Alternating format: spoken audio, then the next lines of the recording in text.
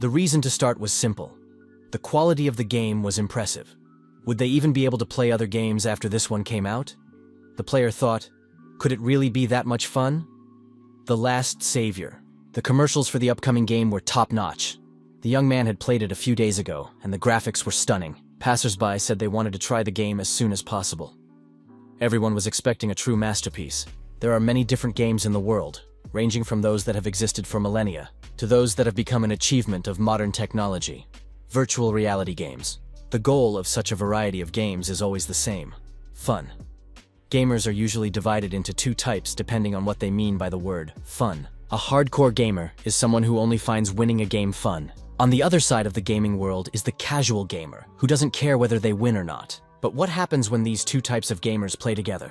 These players will never be able to get along, no matter what happens during the game. For them, playing together would be very unpleasant. But what if these two players have to be together until they reach the end? Sometimes the only thing left for them to do is to close their eyes and go with the flow. The young man saw a gaming chair ahead and headed towards it. Sitting down, he assessed the chair and thought it was very comfortable. Everything here is top-notch. Right now, the story of a hardcore gamer striving to become the strongest player begins. Kim Jong-hoon, 23 years old. Like most people his age, he likes to play games. He is a casual gamer, switching from one game to another. The young man believed that there were many fun games in the world that he wanted to enjoy. Kim Jong-hoon remembered the game Real Fantasy. He played it for about 6 months. About a year and a half ago, a game development company released the world's first virtual reality game. 11 years of development and 1 million coins were spent on the release of the MMORPG game. Based on the enormous development period and investment, the result was a blockbuster game. This game was a complete failure. Exactly 1 year later, an unknown company launched the game. The young man behind the gaming chair thought that there was no description of the game, no company credits, and yet the game was released anyway. This is a great way to go bankrupt. Maybe it's because he started playing before everyone else? At first, he wasn't interested, but now everything is different. 6 months ago, he was confused because of some incidents in his life. After 3 months, he came to his senses and started playing again. The young man saw shocking news on television. A gamer had died while playing a virtual reality game. Kim Jong-hoon thought that he was not one of those gamers who eat and drink while playing. But if he died while playing, would he become like that in his next life? However, none of that mattered. It was time to start.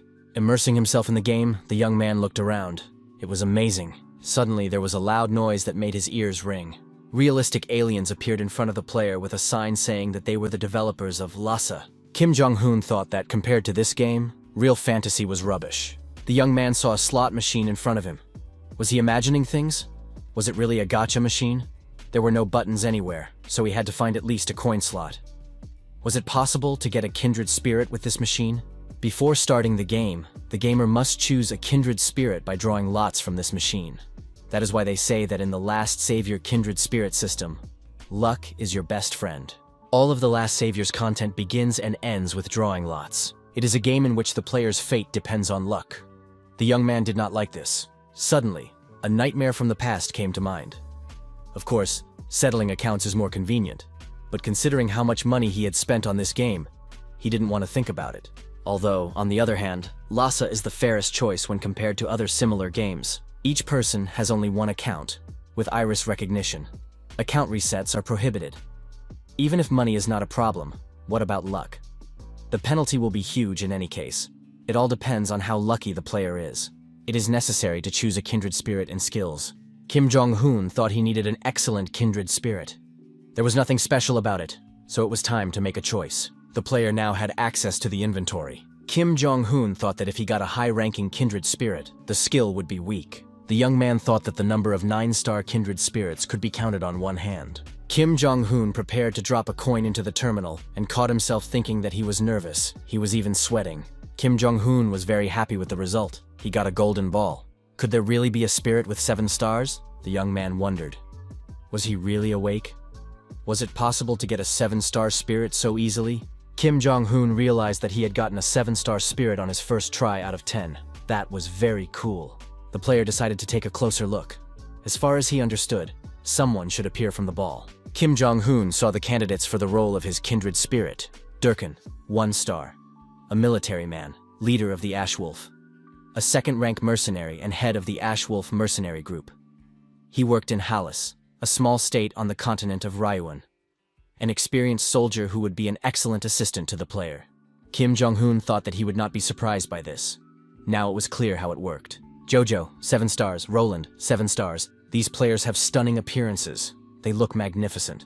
Which one should he choose? Kim Jong-hoon wondered, what if none of them are the best? The player thought, whichever character he got, if he threw away the rest of the coins, the spirits he currently had would disappear. That's a bad idea.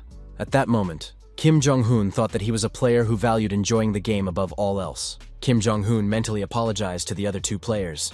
The player decided to think about it rationally. Today he was really lucky. Although he understood that he was not rational at all, but simply a gambler. The young man decided that luck was definitely on his side, and threw a coin into the terminal. He went for the 9 stars. The next moment, Kim Jong-hoon was ready to throw this game away. The young man did not understand how everything could have gone so wrong. He gave up the 7-star spirit and received only a maximum of 3 stars in exchange. Kim Jong-hoon understood that he had no one to blame but himself for making that choice. If it ended this way, then the young man had no choice but to move on and just start playing. However, luck had not completely turned its back on him. Judging by what he got this time, the player got a good option. The creators had at least some conscience. He got a Kindred spirit with 6 stars. It was better than nothing.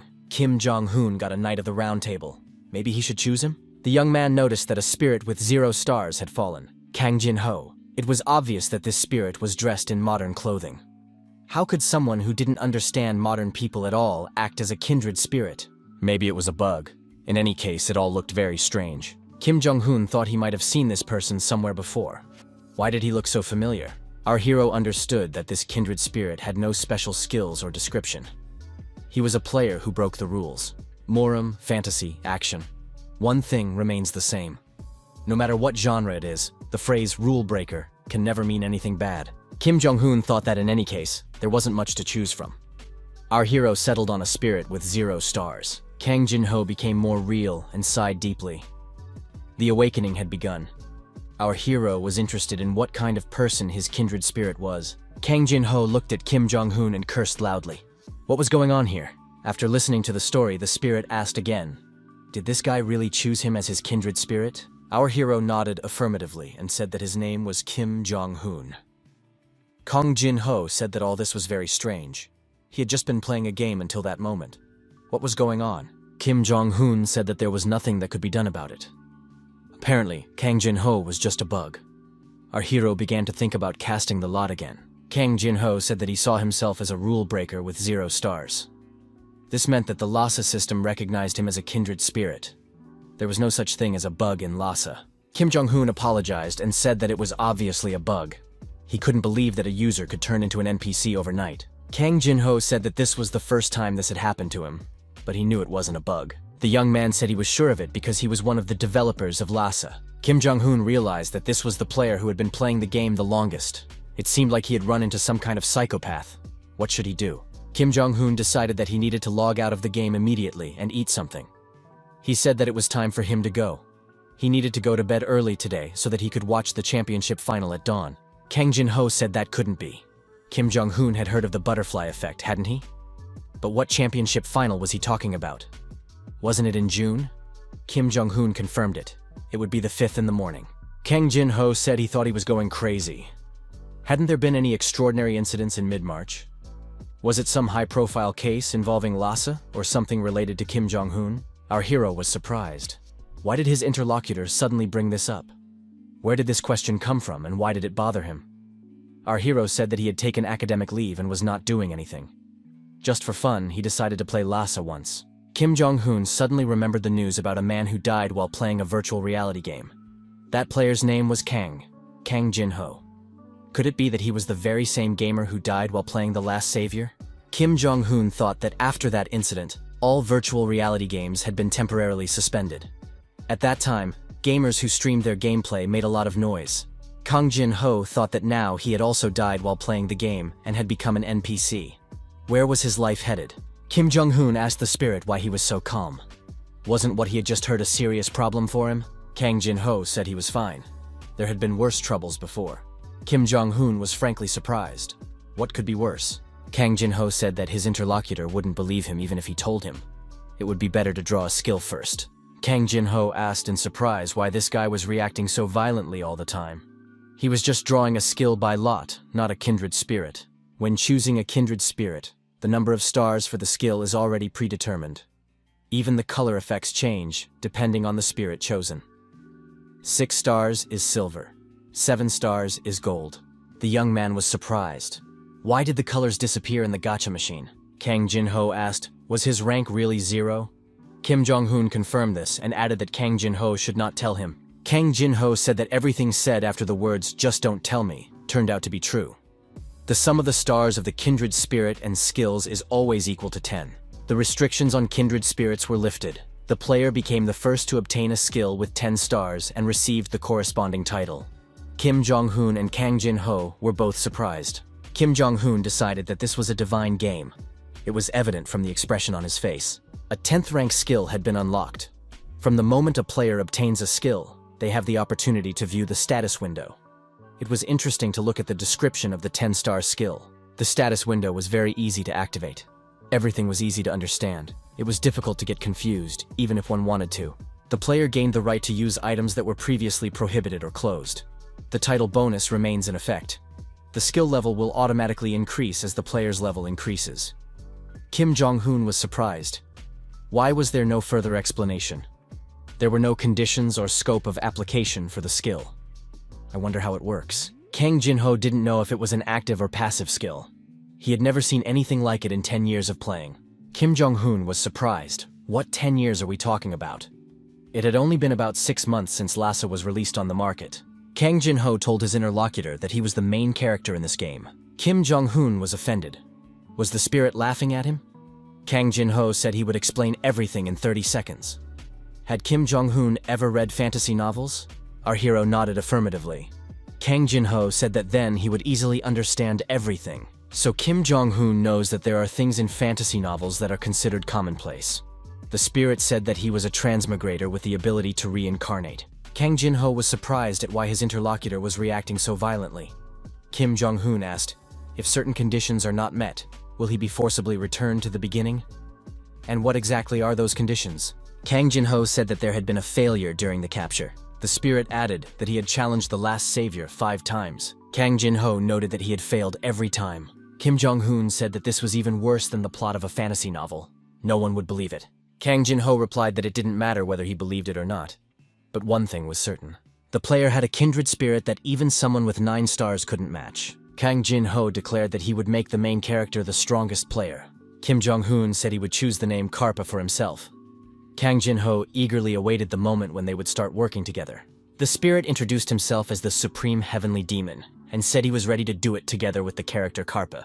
The young people found themselves in a forest. The Heavenly Demon said that the training would take place here. The system announced that the monster raid would begin in a minute. They would have to fight 50 monsters for an hour. Kim Jong-hoon thought, could it really be that simple and actually start? Kang Jin-ho said that the monsters would appear right here. The only thing to do was to run away or hide. Kim Jong-hoon asked how long players could usually hold out. The Heavenly Demon replied that it was about 12 minutes. It was really difficult, but there was no need to worry. The player would get a combo. If he listened, he would get his first rank very soon. Before Kang Jin-ho could finish speaking, Kim Jong-hoon rushed to run away. He said he had no reason to listen. The system announced that the raid would begin in 30 seconds. 25 goblins and 25 kobolds. The Sky Demon shouted for Karp to run into the forest, not the other way. He had to survive and get the best reward. That was important. Kim Jong-hoon said there was no need to worry. They would become the best, no matter what. The first monster appeared before the hero. The young man stopped abruptly and changed his trajectory. Kim Jong-hoon swung his arm and prepared to strike the goblin for the first time. The goblin was hit and deactivated. Our hero did not expect to defeat his opponent with just one blow. Kim Jong-hoon was delighted. This was just training after all. He could do whatever he wanted. The Heavenly Demon thought that it would not be easy to play with this madman. After a while, the system announced that Karp had set a world record for the speed of monster destruction during training. Kang Jin-ho said that the reward for the fastest clear was worse than the hidden reward. However, a spirit without stars would still have difficulty using the hidden reward. The Heavenly Demon asked if Kim Jong-hoon knew how to fight in real life. Our hero stated that he was not good at sports. Kim Jong-hoon added that in his real fantasy, All he did was fight in the game for 6 months. Kang Jin-ho was surprised. Did he really play such a boring game for 6 whole months? Although it was thanks to this that he learned how to fight monsters. Kim Jong-hoon was surprised why Kang Jin-ho was looking at him so strangely. The system announced that the record had been confirmed. The player could choose one of 3 random items. Kang Jin-ho told Karpa to just hit the chest. An item would appear from it. An unknown sword appeared in the hero's hands. It was not a ranked item. The Heavenly Demon said that the player was lucky, even though he didn't even try. Some people start the game over just for the chance to hold this sword in their hands, while others get it on their first try. Kim Jong-hoon looked at the sword and asked what it was. Kang Jin-ho explained that items in the game are divided into 2 categories, ranked and unranked. When a player evaluates an unranked item, additional abilities may be unlocked. Kim Jong-hoon was surprised. Did even additional abilities depend on luck? How could a game that depended entirely on luck even exist? The player hoped that there would be something good in the other chest. However, there was only a brick. Was this a joke? Kang Jin-ho explained that bricks appear in 70% of cases. The Heavenly Demon laughed. It would be funny if the player got another brick. It seemed that his luck had run out. Kim Jong-hoon was surprised. Whose side was this spirit on? The player received an unrated egg. Details about it were unknown. Kim Jong-hoon thought that the egg probably contained a pet. Kang Jin-ho said that this guy was lucky again. Kim Jong-hoon said he would take the unrated sword and the unrated egg. Kang Jin-ho said that Karpa had been receiving cool rewards from the very beginning. However, in this kind of game, luck does not last forever. The system reported that an unexpected incident had occurred. A trap item had been detected. The egg in Kim Jong-hoon's hands began to crack. It was hatching. Kim Jong-hoon was frightened. Where had his luck gone? Kang Jin-ho was indignant. Why did he take the trap item? What an unlucky guy. Now all that was left was to pray that the monster would be of the lowest rank and prepare for battle. In the end, a goblin appeared, the warrior of the bloody sunset. With a sword in his hand, he growled menacingly. Kim Jong-hoon was surprised. What kind of scary modified goblin was this? The Heavenly Demon said they were gone. It was pointless to fight this goblin. Kang Jin-ho said that with Kim Jong-hoon's current level, he would not be able to defeat this goblin, even if he died and was resurrected. Our hero thought that the spirit was mocking him because of his low level. Kim Jong-hoon said he would try anyway. He didn't want to die without doing anything. The protagonist gathered momentum and delivered a powerful blow to the goblin's head. However, the goblin remained on its feet and counterattacked. The young man flew far back. The celestial demon asked if the first-level player knew how many times he would have to hit the monster to destroy it. Kim Jong-hoon replied that he just wanted to win. Kim Jong-hoon turned to his inventory and grabbed a sword. The attack on the goblin continued. The celestial demon told the player Karpi that an unrated item has no power until it is evaluated. It is better to use a brick. Kim Jong-hoon decided to continue attacking with the sword. There was no time to change weapons. The celestial demon said that Karpa was doing well and should continue in the same vein. The system reported that the item's name and rating had changed due to an additional option. Now it was the Green Skin Destroyer with a heroic rating. Kim Jong-hoon thought it was just amazing. Our hero dealt with the goblin and said that the game was simply fantastic. Kang Jin-ho thought that this guy was experiencing something that ordinary players couldn't, all thanks to the 10-star skill. The system announced that in 5 seconds, the player would be transported to Leysin. The players paid attention to the graphics. This city looked amazing. Was this really a game and not reality? Kim Jong-hoon suggested hunting monsters and completing quests. Our hero suggested taking a look at the other players. They seemed depressed. One of the players admitted it. The monster turtle turned out to be a tough opponent. Perhaps he had lost someone dear to him. He added that his level had increased, as had his stats. Kim Jong-hoon said that everything would have been perfect if he had had 10 more seconds. Kang Jin-ho didn't understand what this crazy person was talking about. The celestial demon said that the last attack had worked. This could be verified by checking the status. Kim Jong-hoon asked how the Heavenly Demon managed to remain here physically. After all, the abilities of kindred spirits are limited. How did he end up here after training? Karpe wondered if it was because of the rule breaker. The celestial demon replied that he didn't think so, but he had his guesses. Could Karpa reveal his titles? Information appeared. The first kindred spirit had 0 stars. The restrictions on the kindred spirit were lifted. Kang Jin-ho couldn't even imagine that such restrictions existed. He wouldn't be able to talk normally. Kim Jong-hoon agreed. Spending 10 years on the game and not using his knowledge would be very sad. Kim Jong-hoon admitted that he still had doubts about the Heavenly Demon. Kang Jin-ho asked if the player had trust issues. Had he been betrayed before? The celestial demon said that now all he had to do was prove his usefulness. Kang Jinho asked what Kim Jong-hoon would do after completing his training in the online action game. The young man replied that he would undergo training or use the beginner's resources to hunt mobs, or he would start the main quest right away. The heavenly demon said that whatever choice the young man made, it would be his own path. In this regard, the last savior gave players unlimited freedom. The heavenly demon wasn't sure if that was still the case. The young people noticed that a large crowd had gathered in the square. What was going on there? The servant said that if people joined their beginner's guild, Mammonism, they would be guaranteed an enjoyable game. One of the players said that they were not going to join anything. They would discuss everything among themselves and create their own guild. Kim Jong-hoon noted that this person was extremely hostile to recruitment into the guild. The heavenly demon acknowledged that it had been about 6 months since the PC version was released. The time had come when experienced players who had secured advantageous positions began to lure in newbies. The servant said that such players put themselves in a difficult position with their behavior. It may be difficult for them to play in the future. One of the players was surprised. Are they really being threatened? Are they really player killers? With too much freedom, experienced players can abuse the system, monopolize items, or destroy other users who refuse to cooperate. The servant said that they intend to protect the players. Had they heard of the mutant deer antler hunt? Information about this quest can be found in the beginner's guide on the bulletin board. It is one of the mandatory tasks for first-level players. Kim Jong-hoon was surprised. Does such a quest really exist? The Sky Demon admitted that it is one of the most effective quests. Mutant deer are not that strong. The problem is where they appear. This is the only place in the city where player killers are allowed. The servant asked if they had heard of the Bloodthirsty Guild. It is a guild of player killers, widely known in these parts. About a month ago, this group began to grow rapidly in the starting city, presenting themselves as a squad of killers. They set up ambushes near the deer spawn area and attack weak players. The attendant said that in such cases, a voice in the speaker announces, "The game is over. The player has been killed by a killer." Someone asked, "How can we be sure that these people are not part of a guild that is subjugating newbies?" The servant offered an alternative. They protect players from the bloodthirsty so that they can successfully complete the quest. This service is provided free of charge. The guild's goal is to support newbies. But there is one condition. In exchange for their help, they want only one thing. You must give them all your remaining coins for the lottery. The player said that the coins for drawing lots are mere trifles that won't get them anything anyway. The servant explained that their guild has a person with a special profession, a merchant. If you use his skill, you can sell the coins at a higher price. The player said that in that case, they couldn't be angry with such a kind and decent person. They should go down this path, trust only Rohan, and follow him anywhere. Kang Jinho said that this immediately raises the question. What does Carp think about what this trickster said? Our hero replied that it sounded like complete nonsense, so everything he said seemed extremely suspicious. The heavenly demon admitted that, although it sounded a little strange, the servant was not lying. Everything he said was true.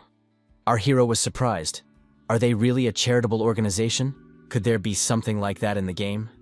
Taking advantage of the moment, you can experience for yourself how disgusting the entrenched privileges of player killers are, as well as those at the top of the top 10 guilds who use these advantages. Kim Jong-hoon noted that the situation was similar to a scene from a novel, where the main character, a recluse, single-handedly opposes a huge force. Kang Jin-ho congratulated Mr. Main Character on his debut. The old farmer said that deer were destroying his farm. If the antlers of the herd leader were placed on the farm, the deer would be frightened and would no longer approach the crops. Would the young people agree to get the antlers of the herd leader for him? Kim Jong-hoon thought that even tips were available in the game. It wasn't so unfriendly after all. It was the starting city, so he wanted to get all the information he could. The protagonist finished registering for the quest, but what were all the people doing? How long would they have to wait for their turn? Maybe it was just time to go hunting. The celestial demon said to be patient. This quest was much more effective than the other 4 regular quests combined. A man approached and was surprised. Were these fools really going to just wait until they were called to the start? Kim Jong-hoon noticed the people who decided to skip the line. Who did they think they were? The players said their names were Minsu, Jongsu, and Kwansu. Together, they were the unsurpassed trinity. They were called the 3 Madmen. Jongsu rushed at the deer and said that whoever ate it first would be its owner. Kim Jong-hoon thought they were fools who had decided to play alone so they wouldn't have to pay anything.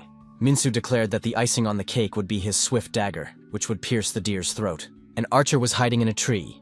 He chose his target and drew his bow. The arrow pierced Minsu's leg, and blood spurted in all directions. Jongsu and Kwansu were frightened and froze in indecision. Minsu fell to the ground and screamed loudly in pain. His friends rushed to his aid. The archers took aim at the other players. One of the players determined the direction from which the arrows were being fired and warned the others. Servant Rohan shouted for everyone to take up defensive positions and cover the newbies. Minsu asked if those scoundrels from the bloodthirsty guild had already left. If he had tried to catch the leader of the pack alone, he would have been in big trouble. Mammonism was a really good guild. Kim Jong-hoon looked at the players who were shouting that the Mammonism guild was cool. Kang Jin-ho suggested speeding up the quest. Kim Jong-hoon was surprised. How could the heavenly demon say such a thing when he saw so many players standing in line? Kang Jin-ho replied that he wasn't going to waste time waiting in line. There were other places where the leader of the deer herd appeared, and much more often than here. Carpe was surprised. Was the heavenly demon really suggesting they enter the lair of the bloodthirsty? That could be fun. However, it was a large guild. Would he be able to take them all out on his own? Kang Jin-ho replied that his interlocutor still did not realize how absurd his choice was. Had he forgotten what happened when a stream of arrows rained down on him? It felt as if the arrows were flying too slowly. In this regard, is the main character, the hermit, ready for an unbeatable throw? Karpa replied that he was definitely ready to set off. Rohan said that one user had entered the forest. He was a newbie. Eliminate him as usual. Kim Jong-hoon said he noticed something strange. The first volley of arrows fired by the Bloodthirsty Guild was different from the second. At first, the arrows fired at the 3 targets were highly accurate and hit their mark. However, the arrows fired at the Mammonism Guild were different. It seemed as if they had rehearsed every movement in advance to reproduce the perfect block of the attack. Kang Jin-ho thought that this Carpe might be much smarter than originally assumed. He asked what conclusion the young man could draw. Kim Jong-hoon suggested that both guilds had been in cahoots from the beginning. The arrows fired at the novice did not reach their target. The archers were surprised. They had been told that he was a novice. Apparently, the information had not been verified. How could someone who moved so quickly be called a novice?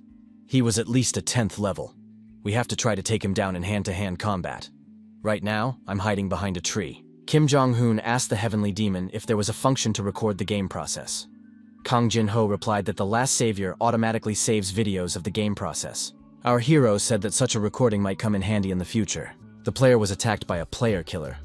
The attacker asked, "Why is this guy so nimble?" Kim Jong-hoon said that his opponent was rather boring, so he would get another blow, to keep him from getting complacent. The attacker from the Bloodthirsty Guild cried out for mercy. He was just following orders. Since it was just a quest, the protagonist did not spare the attacker, and he was destroyed. The remaining villains thought they couldn't defeat this guy. Suddenly, our hero appeared near them, and said that another villain had gone to heaven. Now there was only one left. A representative of the Bloodthirsty Guild asked him to spare him.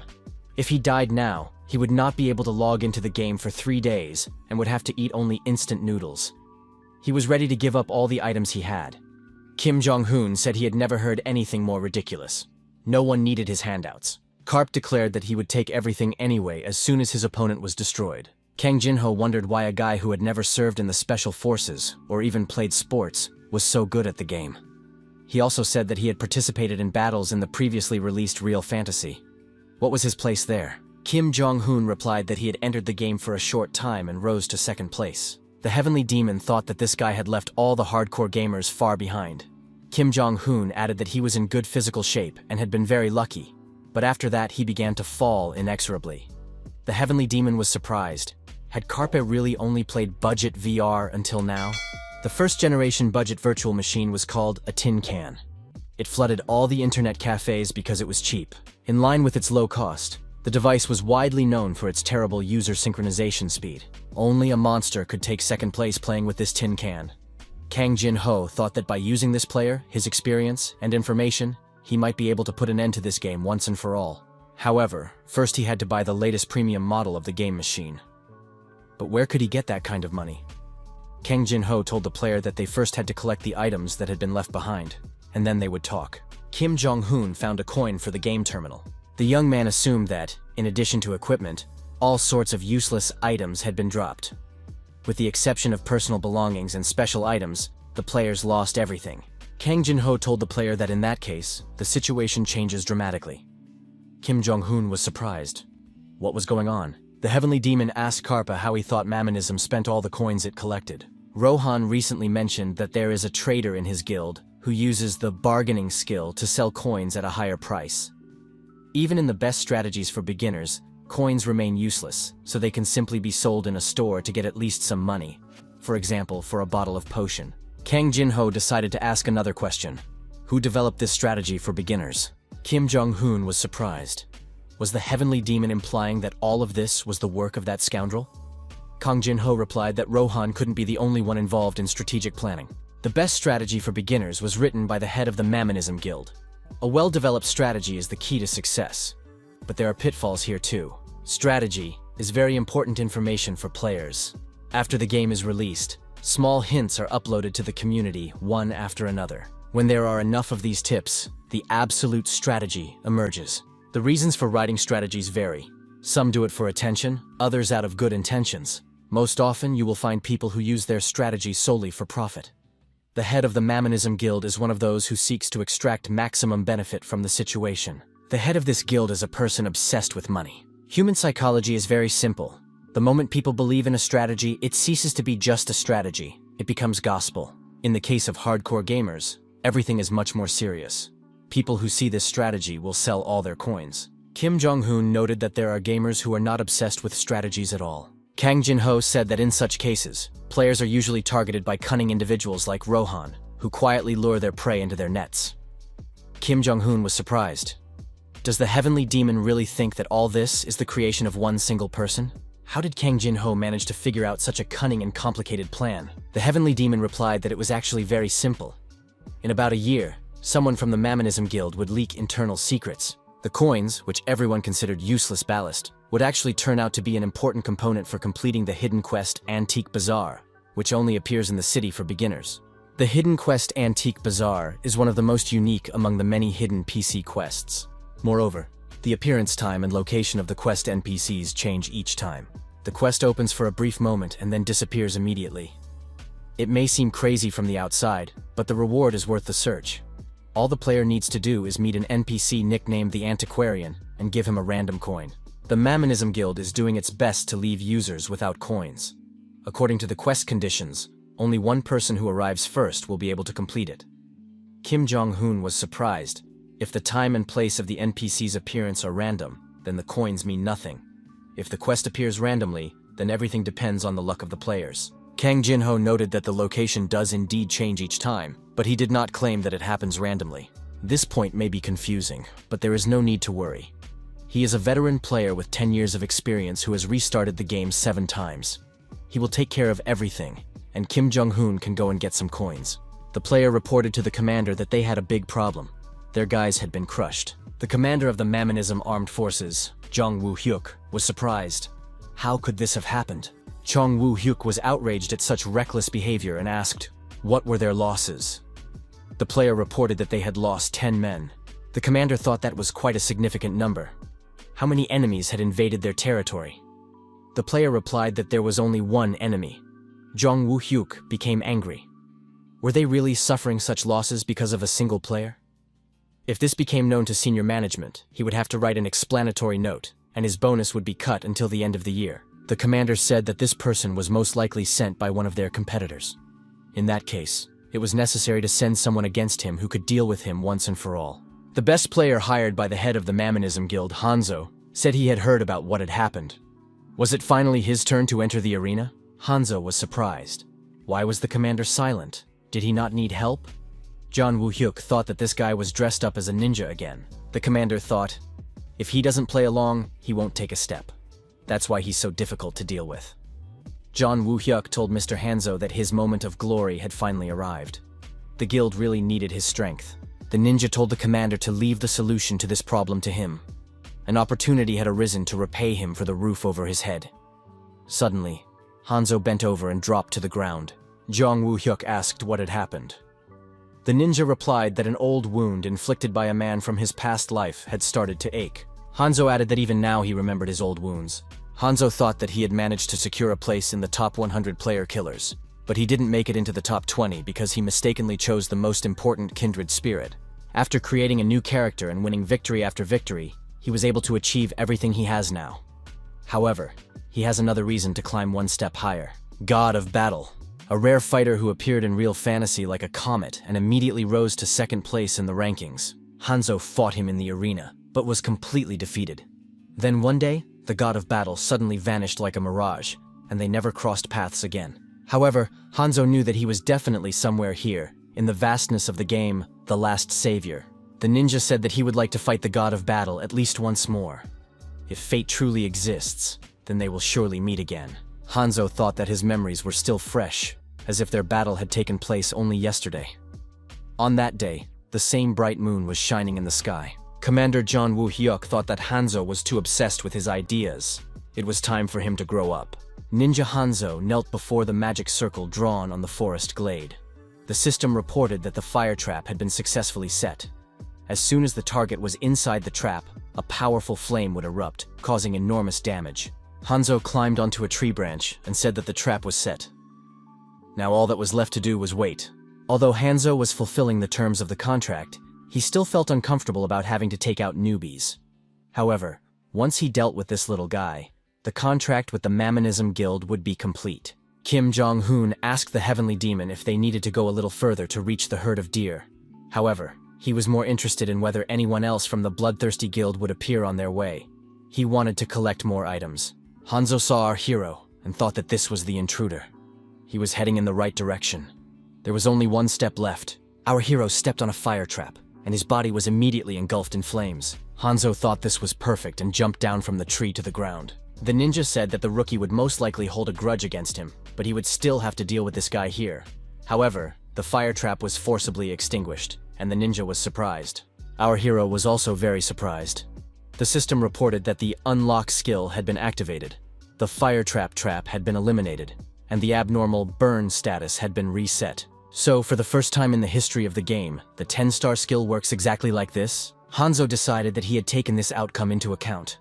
He would take advantage of his opponent's exposed back and deliver a knockout blow. Hanzo activated his special skill, Divine Whirlwind, and moved to attack his opponent. However, the ninja was surprised once again.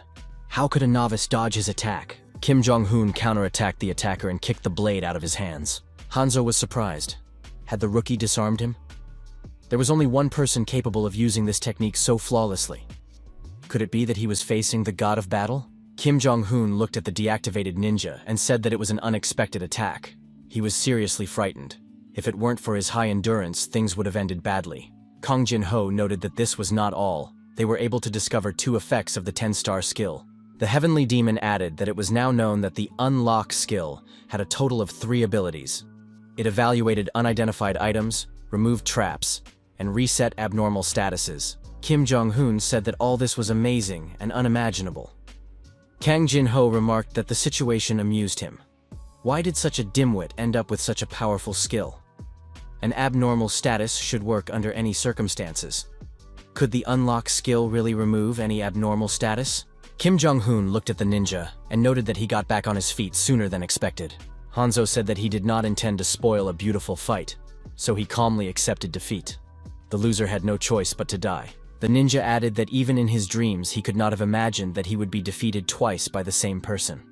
Kim Jong-hoon was surprised. After all, they had met for the first time. Hanzo acknowledged this. The god of battle does not live in the past. That is what it means to be a great man. Kim Jong-hoon thought that the Bloodthirsty Guild was full of strange characters. Hanzo declared that he accepted his fate, but before his death, he had a request. Hanzo asked his opponent to add him as a friend. The system reported that the request had been received. On the battlefield, a terrifying monster roared loudly at the axe-wielding hunter. The head of the Mamonism Guild, Mammon, said that he had finally managed to deal with these creatures. The warrior told Mammon that riots had broken out in Laysan, no matter which way you looked at it. The guild leader asked where exactly, on their guild's territory or on the Bloodthirsties. The warrior replied that it was on the territory of the Bloodthirsty. Mammon was surprised. Why wasn't there any basilisk blood or something like that? Mammon said that it would be enough to send Hanzo against the intruder. Why all the fuss? The warrior said that Hanzo had already lost. The warrior added that this top player had recently left the game and sent a message to that effect by mail. The message said that Hanzo had managed to cross paths with his comrades from the past. Meeting them had been his life's goal. Hanzo added in the letter that from now on, he was going to set out on a journey to follow this person. He would be away for a long time, so there was no point in looking for him. Mammon said he refused to understand. The warrior admitted that he didn't really understand either. Mammon acknowledged that this guy is obsessed with his ideas and very talented, but there's nothing to be done about it. Who is in charge of the bloodthirsty? The warrior replied that John Woo Yuk is in command there. Mammon ordered that the appropriate order be conveyed to John Woo Yuk. A hidden quest should appear soon, so it is necessary to focus on collecting coins. The number of people in the city needs to be increased. If an elderly person who has never been seen among the NPCs is discovered, immediate action must be taken. Mammon wondered how much more manpower he would have to spend on the beginner's town. The legendary Ray of the Iron Song Leader, a battle axe used by the great orc leader Krandish Sheka during his lifetime, appeared in the hands of the cornerstones of Mammonism. Mammon said that he also received this weapon thanks to the hidden quest, Antique Bazaar. He can't wait for the next item. Is there any information about the offender? The assistant said that it was a player who was quite skilled with several types of weapons, but there was no other information. The commander said that even if the antique dealer is found, it is only possible to trade with him once. Mammon reminded him that John Woo Hyuk would have to write an explanatory note, and his bonus would be cut. At that moment, John Woo Hyuk felt his ear itch. Could someone have remembered him? The system reported that the player had destroyed the leader of the deer herd. Quest item received, the leader's horn. Kim Jong-hoon said that he was even sad that it had ended so quickly. Kang Jin-ho remarked that it was excellent work. Now it was time to return to the city and collect the quest reward. The young man noticed that at some point, the scoundrels from the bloodthirsty began to walk in groups. This creates a slight difficulty. It's not hard to take down a few people, but if the remaining 8 attack together, it will be difficult to handle. Kim Jong-hoon asked if they were going to do the hidden quest. The heavenly demon said that wouldn't happen now. Kang Jin-ho remarked that if something like that were to happen, he would not have mentioned the hidden quest in the first place. They would go to the right place, located next to the church, if they moved clockwise from Central Square at 5 o'clock. The heavenly demon added that for now, the player only needed to work hard to level up. Kim Jong-hoon thought he had hit the jackpot. Speaking of quests, he had a question. Weren't there any story or main quests in the game? Kang Jin-ho said that he would give him the quest that Karp was so interested in. Kim Jong-hoon was surprised. Why was his kindred spirit only mentioning this now? Kang Chin-ho replied that most of the main quests are given by the kindred spirit. Most quests give items that help the user grow, so everyone tries to increase the affinity level of the kindred spirit. After all, by getting closer to it, you can get something extremely beneficial. Kang Jin-ho added that Karpa would not be able to receive a quest from the kindred spirit in any case. These words greatly puzzled the hero. The celestial demon explained that this was because the player's level was not high enough yet. When he reached level 10, he would be able to receive the main quest. Kang Jin-ho said that this is why they now need to raise the player's level. There may be something else hidden in the 10-star skill, so it is worth continuing to research it. Kim Jong-hoon noted that outside the city, everyone was just chasing rabbits and squirrels. Our hero added that there are no real items here that players could collect. The heavenly demon asked the player to show the items purchased at the general store. Kim Jong-hoon wondered what exactly the heavenly demon was going to do here. Among the items were acorns and water from the city fountain. Kang Jin-ho told Karp to take 1 acorn and put it under a tree. Kim Jong-hoon complied and threw the acorn under the tree. After a while, a hidden monster appeared, a tyrant squirrel. Kim Jong-hoon was surprised. Why was the squirrel so huge? Kang Jin-ho said that with his current stats, Karp would not lose to this monster. This squirrel uses a cheat trick to block leveling up, so the player will have to make every effort to catch it. Kim Jong-hoon remembered wondering why he was only able to level up once after defeating a level 35 goblin. He was outraged. How dare this monster interfere with his training? This was tantamount to signing his own death warrant. Now, the squirrel would be destroyed. Kim Jong-hoon received a hidden item, an acorn, but he was not impressed. Kang Jin-ho said that this was not the end. The acorn had to be planted in the ground and watered with water from the fountain. Kim Jong-hoon thought that the acorn was not a hidden item at all. It grew into a huge tree with a hollow. The celestial demon told the player to put his hand in the hollow, where a hidden dungeon called Giant Squirrel's Nest was discovered. The celestial demon asked if the player was ready to sweep away all the hidden items in his path. Some dungeons have a random rating. Although the monsters do not change, much stronger creatures may appear instead. Everyone knows that there is a 6-tier rating system in the game. But in fact, there are 3 more ratings above legendary. These ratings are extremely rare. Among them are epic and mythical. Kim Jong-hoon asked what other 3rd rating exists besides epic and mythical. Kang Jin-ho replied that he didn't know either. Until recently, he thought that mythical was the highest. However, he recently received hints about the existence of an even higher rank, The heavenly demon said that he followed the clue and entered a certain dungeon. At that moment, his real body ascended to heaven, and his soul was locked here in the form of an NPC with 0 stars. Kim Jong-hoon said that it sounded very sad. Kim Jong-hoon received the title Discoverer of the Legendary Rating. The monsters in this dungeon are significantly stronger, the structure has become more complex, and the number of traps has increased.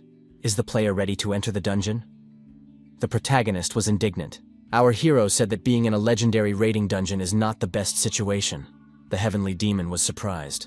Why does he think so? Kim Jong-hoon replied that the stronger the monster, the higher the probability of failing an attack in the dungeon. The celestial demon confirmed that such situations occur quite often. Nevertheless, would Kim Jong-hoon still go to the dungeon? Our hero agreed and said that they needed to hurry. Kang Jin-ho was surprised. Why did the notification window show Kim Jong-hoon as the first to enter the dungeon, and not him, who already knew about the dungeon? Our hero suggested that in this time cycle, the heavenly demon was unable to enter the dungeon. Kang Jin-ho confirmed that this was correct and explained the reasons. First, there is a level restriction, level 5 and below. In this cycle, he first went through other dungeons and therefore his level is higher than 5. Kim Jong-hoon asked why Kang Jin-ho didn't come here first, but went to another dungeon instead. Was it because the rewards were better there? Or did he decide to be reborn as a better strategic leader, hinting at NPC endings? Maybe he deliberately went through the dungeon at this stage. Kang Jin-ho replied that it wasn't serious, but there was a second reason. Suddenly, a huge squirrel appeared and rushed at Kim Jong-hoon at high speed. The Sky Demon said he would reveal the second reason. If the dungeon had been rated higher than unique when it opened, he would not have been sure he could complete it. Kim Jong-hoon said that such things should be warned about in advance. The system reported that the defense ram could deal additional damage proportional to the enemy's HP and defense. Kim Jong-hoon thought the squirrel looked disgusting, more like a wild boar. It was fast and agile, but not powerful enough to cause serious damage. The Sky Demon said that if the player completes the dungeon without taking a single hit, they will be awarded the title Dungeon Clear without a single attack. Will Kim Jong-hoon be able to accomplish the task? Our hero was determined and said he was eager to complete the task. The tyrant squirrel used the skill Aggressive Throw. Attack power and agility increased, defense decreased. Kim Jong-hoon thought that because of the defense ram effect, he couldn't strike from behind or at the legs. Our hero took out the necessary item, a small dagger. The young man looked at the monster and said that he needed to determine the point of attack. The tyrant squirrel was defeated. The level was raised and bonus points were awarded. Kim Jong-hoon said it was crazy fun. The celestial demon warned that if the player continued in the same vein, he would quickly exhaust himself. Kim Jong-hoon suggested going a little deeper, almost completely understanding the essence of the dungeon. After a while, Kang Jin-ho was surprised. In a short period of time, the hero had dealt with a large number of tyrant squirrels. Kim Jong-hoon didn't understand why only acorns were dropping. Our hero thought, shouldn't the effect of increasing the chance of items dropping be working? Why only acorns? At some point, Kim Jong-hoon received a treasure chest. Kang Jin-ho suggested that the chest was only given after completing a legendary rated dungeon. Such chests are very rare. Kang Jin-ho said that the chest's rating is an upper limit, so there is no guarantee that a rare item will come out of a rare chest. Kim Jong-hoon replied that he wanted to try opening this chest. Suddenly, everything around them shook, and the walls swayed. Was an earthquake starting? The Sky Demon suggested hiding first, because they needed to understand what was happening. The protagonist saw a huge squirrel near the chest and asked in surprise, "Are you sure it's not a hippopotamus?" Kang Jin-ho said that this creature was a mutated entity, many times stronger than the dungeon boss. It was a hidden mob from a legendary dungeon, whose appearance was usually very rare. Kim Jong-hoon said that if it was a hidden mob, then there would be a good reward for defeating it. In that case, there was nothing wrong with it crossing their path. The celestial demon replied that this may be the case in other games, but here everything is different. This creature is more like a trap, so there will be no drop items. Instead, the player will receive a large number of points, allowing them to level up immediately. If they manage to win the battle, they will be awarded a title. The protagonist, of course, agreed to the duel. Kang Jin-ho said that in that case, he would reveal the creature's weak spot. Kim Jong-hoon said he would launch a frontal attack. Kang Jin-ho warned that this should not be done. If Karpi attacks his opponent head-on, it is highly likely that he will die. Kim Jong-hoon agreed that it would be much better to grow slowly, striking the enemy's weak points as indicated by the heavenly demon. But he wanted to do things a little differently. Kim Jong-hoon said that even if he takes maximum damage, he doesn't really care, because he only wants to play games for fun. Kang Jin-ho said that this time, Karpa could do as he pleased. Kang Jin-ho looked at the squirrel and was very surprised. This monster had something interesting on its chest. A chest. Kang Jin-ho said that entertainment is great, but first, it is worth changing tactics a little. Kim Jong-hoon agreed. He likes the idea of breaking the legendary chest more than fighting the monster face to face. The celestial demon said that it was very simple. The player was facing a gluttonous mob. Karpe still had all the acorns he had collected so far, right? He needed to take them out of his inventory and throw them at the squirrel. Kim Jong-hoon asked where this creature's weak spot was. Could it be its back? The celestial demon replied that Kim Jong-hoon should look closely and pointed to the monster's 5th point. Kang Jin-ho was surprised. Why did Kim Jong-hoon freeze? He should quickly strike the weak spot of this squirrel. The monster's 5th point literally begged for the player's attack. He had to hurry, otherwise the squirrel would eat all the acorns and disappear. Then the legendary chest would be out of reach. Kim Jong-hoon apologized to the Almighty and attacked the monster where it was needed. The system reported that a perfect attack on the weak spot had been made. The mutated tyrant squirrel was defeated with one blow. Our hero, with tears in his eyes, apologized to the squirrel. Kim Jong-hoon said he wanted to change his spirit companion. Kang Jin-ho, who was indeed a real demon, no longer wanted to play the game with a madman. Kim Jong-hoon saw the chest and his mood immediately changed. Our hero was surprised. Why was there a lock on this chest? This complicated the task. Kang Jin-ho said that a key of the same rating was required to open it. The heavenly demon asked what Karp was thinking about now. The protagonist used his cheat abilities and opened the chest without a key. He used his unlocking skill, and the chest was successfully opened. Kim Jong-hoon looked inside the chest and beamed with surprise. Kang Jin-ho was surprised. Could you always count on luck in this game to make the unlocking skill work 100% of the time? Kim Jong-hoon replied that there was nothing that a 10-star skill couldn't handle. The celestial demon said that first, they needed to open the bundle from the chest and see what was inside. It turned out to be an unknown leather armor that needed to be appraised. Kang Jin-ho said that the item was quite good, but since unrated items drop in the dungeon, it would be helpful to have something with a high rating for evaluation. If you don't have a trump card, nothing will work. Kim Jong-hoon noted that the main character was not named that for no reason. Kang Jin-ho told the player to absorb everything he sees. Later, it may come to the point where he unlocks the PC system itself. A 10-star unlock skill feature has been added. Did it work again? The local demon said that the information had been updated. Now you can open the status window. Kang Jin-ho was surprised. Is there a skill that doesn't require payment? In that case, you can use the free chance provided once a day. You should try to evaluate the armor quickly. The smooth leather armor was unlocked. Kim Jong-hoon said that this armor, rated as rare, was quite a good item. Kang Jin-ho added that he was very curious to see how long Karp's luck would last. It was time to unlock the legendary chest. Inside was an egg. The player said that he knew exactly what was inside. He was afraid of getting a trap item again. Kang Jin-ho calmly said that they would only know after evaluating what the egg was. The evaluation was successfully completed. It was an egg of the magical squirrel, Tamias. Kim Jong-hoon thought that he could provoke hatching with the acorn attribute. Magic squirrels are also popular in games because of their usefulness and appeal. Even if he switched to a hidden pet or divine beast in the future. For now, the magic squirrel was a good help. Kim Jong-hoon figured he needed to get as many acorns as possible right now. Our hero suggested that they deal with this quickly, as they still have a long way to go. Kang Jin-ho couldn't help but be amazed. Whatever this guy sets his mind to, he succeeds at. Kim Jong-hoon, sword in hand, said that the acorns were on their way. Kim Jong-hoon attacked the squirrel in the rear again and repeated that he had committed a completely shameful act. He couldn't tell anyone what was going on in his heart. Kang Jin-ho said that this guy scared him. The system reported that the player had defeated the dungeon boss, the giant squirrel. The player completed the dungeon without taking a single hit. Now he can receive quests from kindred spirits. The dungeon raid is complete.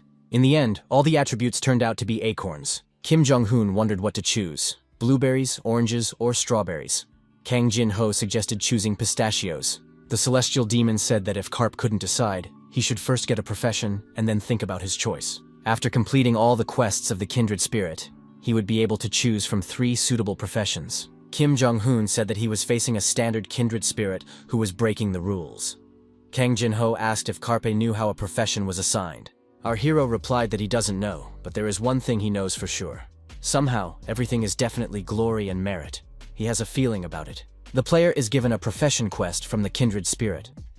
The most friendly relationship possible is established between the player and the kindred spirit. Our hero said that the heavenly demon is indeed an excellent kindred spirit. As expected, the foundation is important in any endeavor. After all, that was the meaning behind the choice given. Kang Jin-ho apologized. Kang Jin-ho said that the player's profession tends to be chosen in proportion to the rank of the kindred spirit. But his rank is 0, so this group of professions has its limitations. The heavenly demon added that Carp could also receive quests from other NPCs or acquire another profession by earning achievements. It is also possible to take advantage of the fastest quest, which is available from level 45. Kim Jong-hoon decided that this kindred spirit had completely lost his mind. Kang Jin-ho suggested leveling up by digging in the garden and fishing. He won't do that. The celestial demon told the young man to calm down. He would provide him with good items. First, he needed to focus on the hidden quest, which was just around the corner. He would put whatever he could get his hands on in his inventory and set off. The starting city is Laysan. Kim Jong-hoon saw the player tell the old man that he had obtained the jackal skin he had requested. The old man was very grateful. He said that the next quest was a pack of wolves on the edge of the forest. Our hero reminded the heavenly demon that if he managed to meet the junk dealer, he could randomly receive something from him. Kang Jin-ho confirmed this. The player will be given something from the flea market, and sometimes something incredibly valuable can be found. The heavenly demon told the young man that he could see a junk dealer on the corner of the church. The old man asked if the young man wanted to exchange items. The system reported that the hidden NPC junk dealer had offered a deal. At that moment, other players ran up to the junk dealer. They shouted that someone was already standing in front of the old man. But here, you can't accept quests at your own discretion. Kang Jin-ho thought that these were the scoundrels from the Mammonism Guild. However, they were too late. Before they got there, he had to quickly take the reward and leave.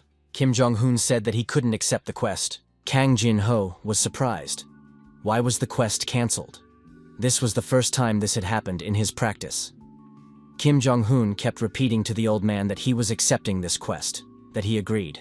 The old man asked if the player had a god he worshipped. The player discovered a hidden quest to change professions from the junk dealer, descendant of the Spell King.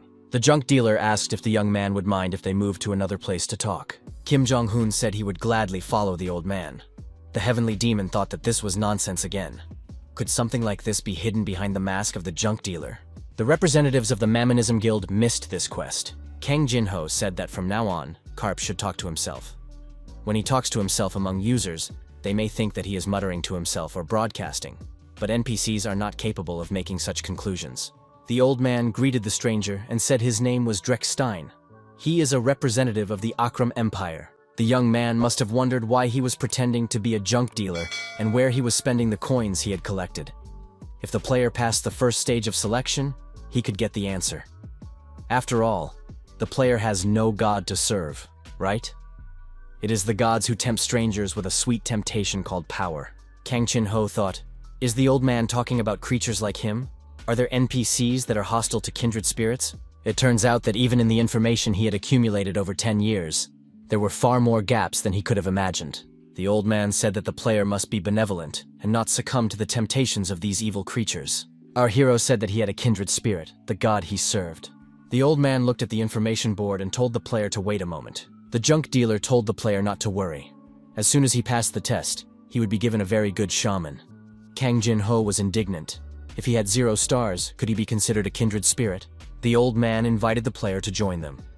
The descendant of the spellcasting king was of epic class, a special rating given to elements that have a huge impact on the game universe. The spellcaster king. The backstory is activated after accepting the quest. 800 years ago, after uniting the scattered territories of the continent for the first time, he became the first emperor to found the ancient empire of Akram. His efforts brought peace to the continent, but not for long. Something invaded the empire. The old man said that it was a bunch of false gods, creatures that players call kindred spirits. Kim Jong-hoon was surprised. Could it be that the kindred spirits that players believe in so much were actually aggressors? The old man said that the country was torn apart, many people died, but it wasn't just Akram that suffered. After a long and bloody battle, the spellcasting king sealed all the kindred spirits in his heart. However, the king died, leaving some preparations for future generations. Hundreds of years passed, and the seal began to slowly crumble. The spiritual essence of those wicked people invaded the continent, and they changed history, becoming beings revered by people like gods. Those vile creatures are trying to engulf the continent again, using strangers, the so-called false messengers of God. The old man said he was asking the stranger for help. The old man asked the young man who he really was. Our hero never thought that beating up the bloodthirsty in order to steal coins would be so useful. As for the second point of this stage, help came from a ninja who definitely had more than one kindred spirit. Such background events are completely out of place in a beginner's city. The old man was surprised. Could it be, as the prophecy said, that this guy was the very hero who was supposed to save the world? He told the player to follow him. The third and final stage of the selection would take place elsewhere. There was a decisive reason why the empire fell under the onslaught of the invaders. It was because of the betrayal of some of the leaders. After the bitter defeat, the king realized that his descendants must have a strong will that would remain unshakable in the face of the temptations of those creatures. The old man told the heroes to stand on the magic circle. From this moment on, he will tell them about the final stage of selection that the player will have to go through. The time limit was 1 minute. If the player could hold out, they would pass the test. The ancient magic circle was activated. The old man wished them luck. Kim Jong-hoon told his kindred spirit that all this was a bit unusual. The system reported an abnormal status. The player was mired in pride, and all buffs were removed. Kang Jin-ho said that this was a barrage of debuffs called the 7 deadly sins. Even in this balanced world, everyone survives as best they can. The 10-star skill Unlock was activated. All abnormal statuses were removed. The Change Profession quest from the junk dealer has been completed. The hidden class, Descendant of the Spell King, will be changed to Spell Lord. The system congratulated the player on successfully completing the test. Our hero didn't mind, but why so fast? Kang Jin-ho said that in 10 years of playing the game, he had never managed to obtain a mythical ranked profession. This guy got everything on a silver platter on his first try. I'm speechless. Our hero wanted to test the skills of his new profession first. The old man said it was incredible. The king's spellcaster. Now they had a new lord, the master of Akram. Our hero was asked to open the box. Inside the box was a magical weapon used by the king, Enigma. The weapon resembled gloves in shape, but acted like a wizard's staff. The player's mission was to pass on the things that the spellcaster king had left behind to his successor. Kim Jong-hoon was surprised. Could this be the legendary rating? He wanted to try them out as soon as possible. The old man said he liked the player's enthusiasm. To face a powerful enemy, one must be well prepared. The scenario for the quest Relics of the Spell King has been activated. The old man said that while the player was searching, he would continue his research here. The old man said he was studying the coins that belonged to the strangers. This is the only clue linking the strangers to the false gods. Kim Jong-hoon told Dreku that he could help him with his research. The young man with a smartphone in his hand said that all the broadcasts had been very boring lately. There was nothing new. He saw a quest related to the horns of the leader of a herd of deer. The young man said that some newbie must have filmed and posted such a video. The young man watched the video and thought it was all nonsense. How can one person deal with the bloodthirsty alone? Who is he? Is this really an exchange? Is there really such an NPC in the game?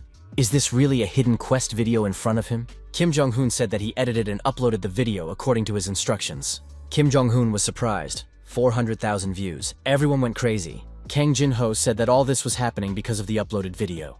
Carpe became a superstar in one morning. Maybe he'll think about getting serious about streaming.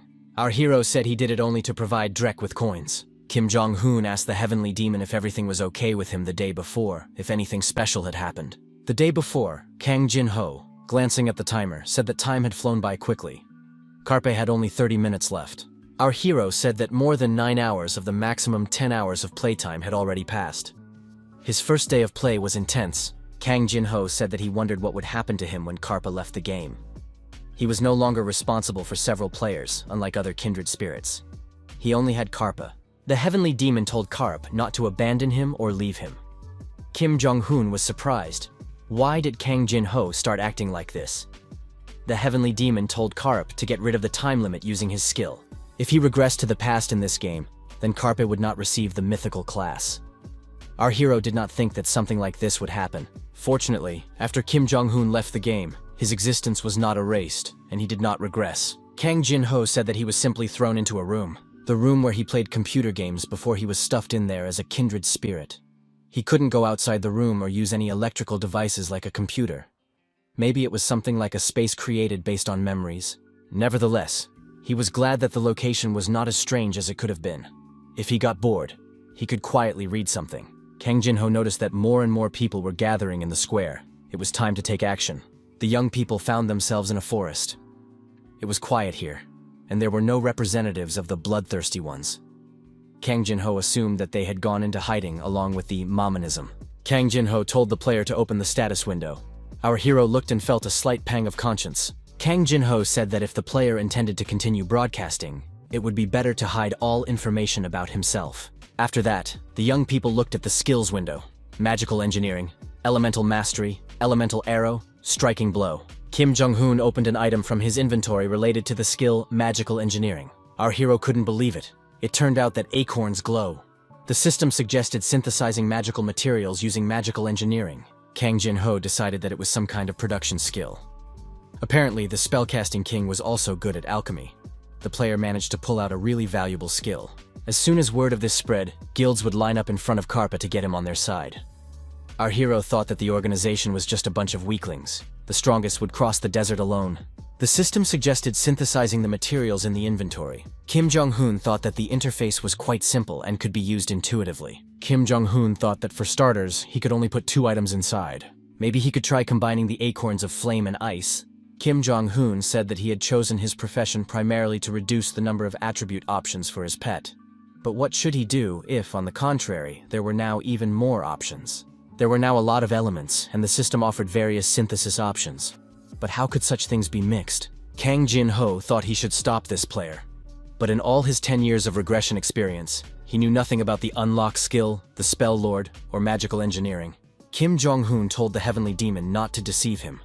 He himself knew nothing and almost turned him into a farmer. Why did he need such a talentless spirit? He wanted to change it. The heavenly demon said that Karpe was doing something wrong.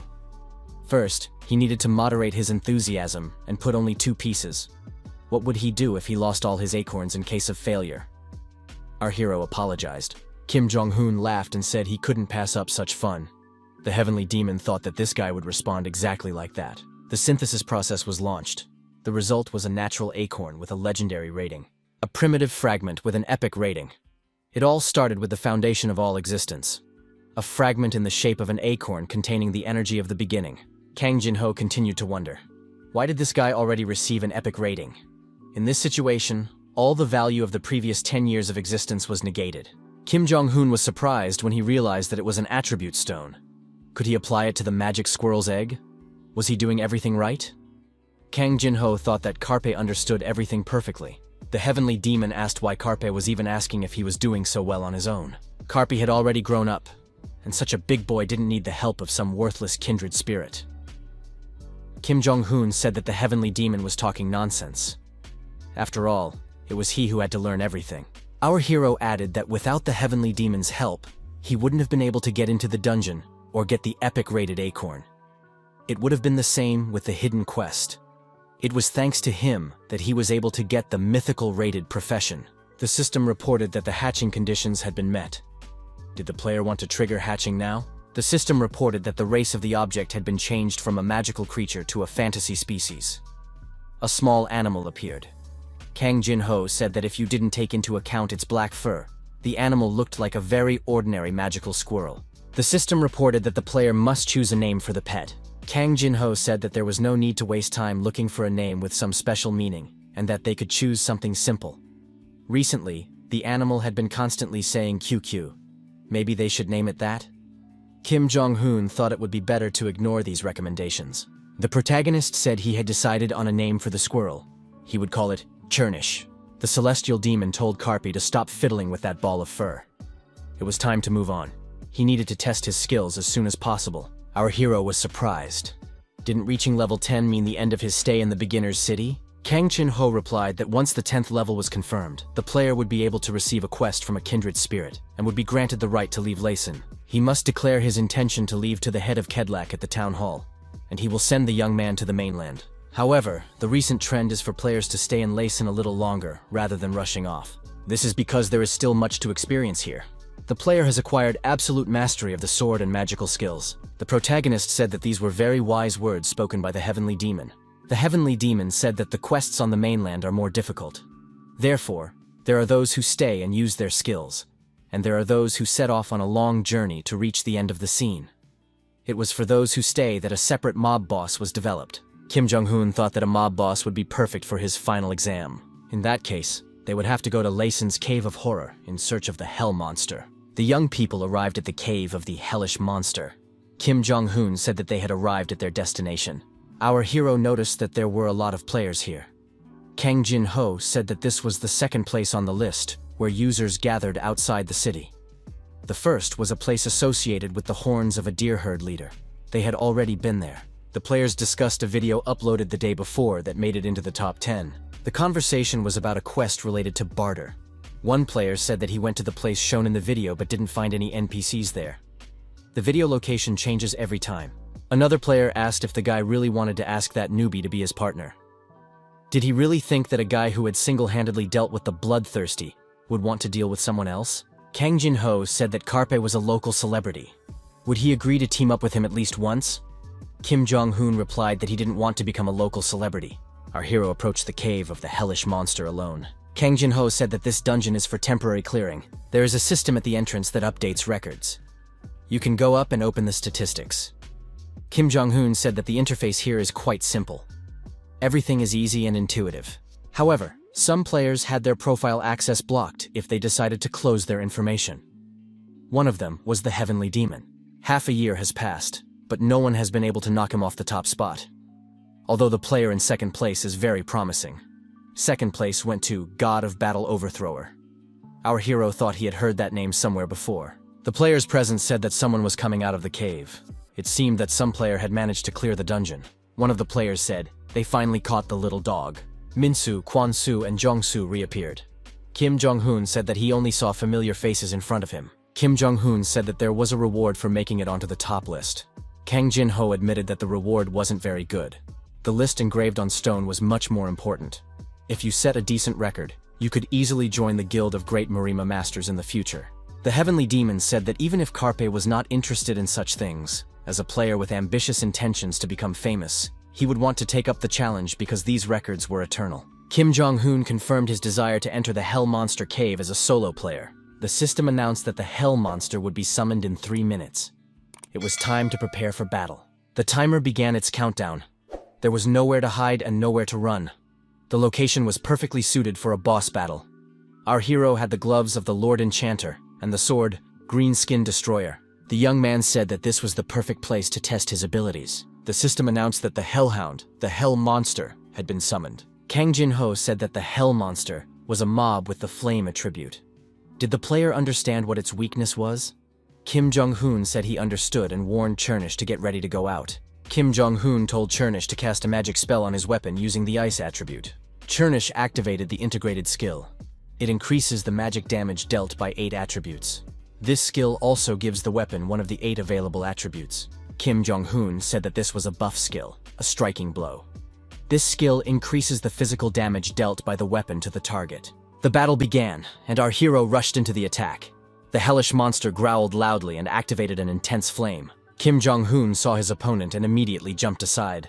Our hero said that this dog was very slow. The celestial demon thought that if he added various items and title effects to Carpe's current agility, it would only be a matter of time before he began to understand how to act without any advice. The dog activated its Hellfire Breath and continued its attack on its opponent. Kim Jong-hoon felt confident and said that this dog, by attacking, was begging to be destroyed as soon as possible. Our hero jumped high into the air and, swinging his sword, prepared to deliver a decisive blow to his opponent. Carpe declared that as the dog wished, he would send it to heaven right now. The system announced that the player had defeated the nightmare of newbies, the cause of moaning. Hellish Monster.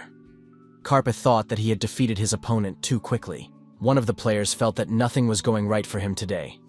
He couldn't get a team together. Looking at our hero, this guy decided it was worth trying to persuade him to join his team. It was clear at first glance that he was a newbie, so he could be used as cannon fodder. One of the players present reported that a bug had been detected in this dungeon. What was going on here? Kang Jin-ho asked Carpe how he could strike an enemy as soon as he showed weakness. Our hero replied that he had gotten a little carried away.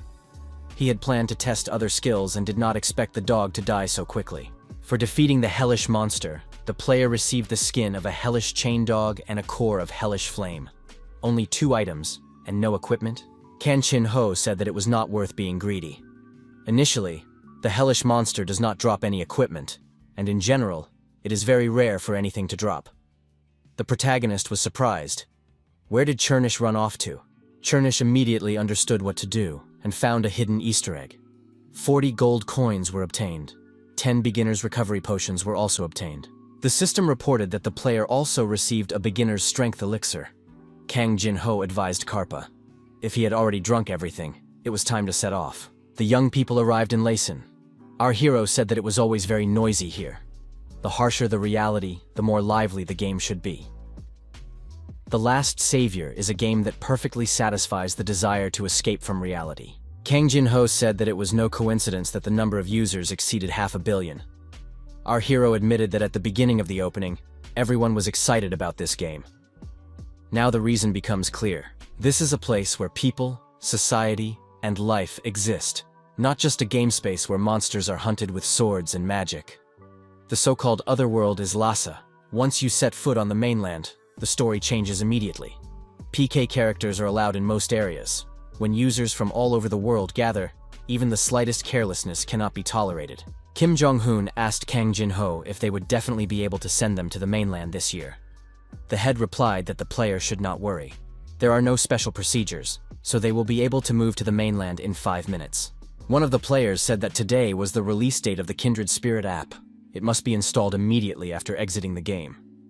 If you miss a notification from your Kindred Spirit, you will have to shed many bitter tears. Kang Jin-ho said that Kindred Spirit is not able to notify users about every quest that appears, because compared to the number of users, the number of Kindred Spirits is negligible.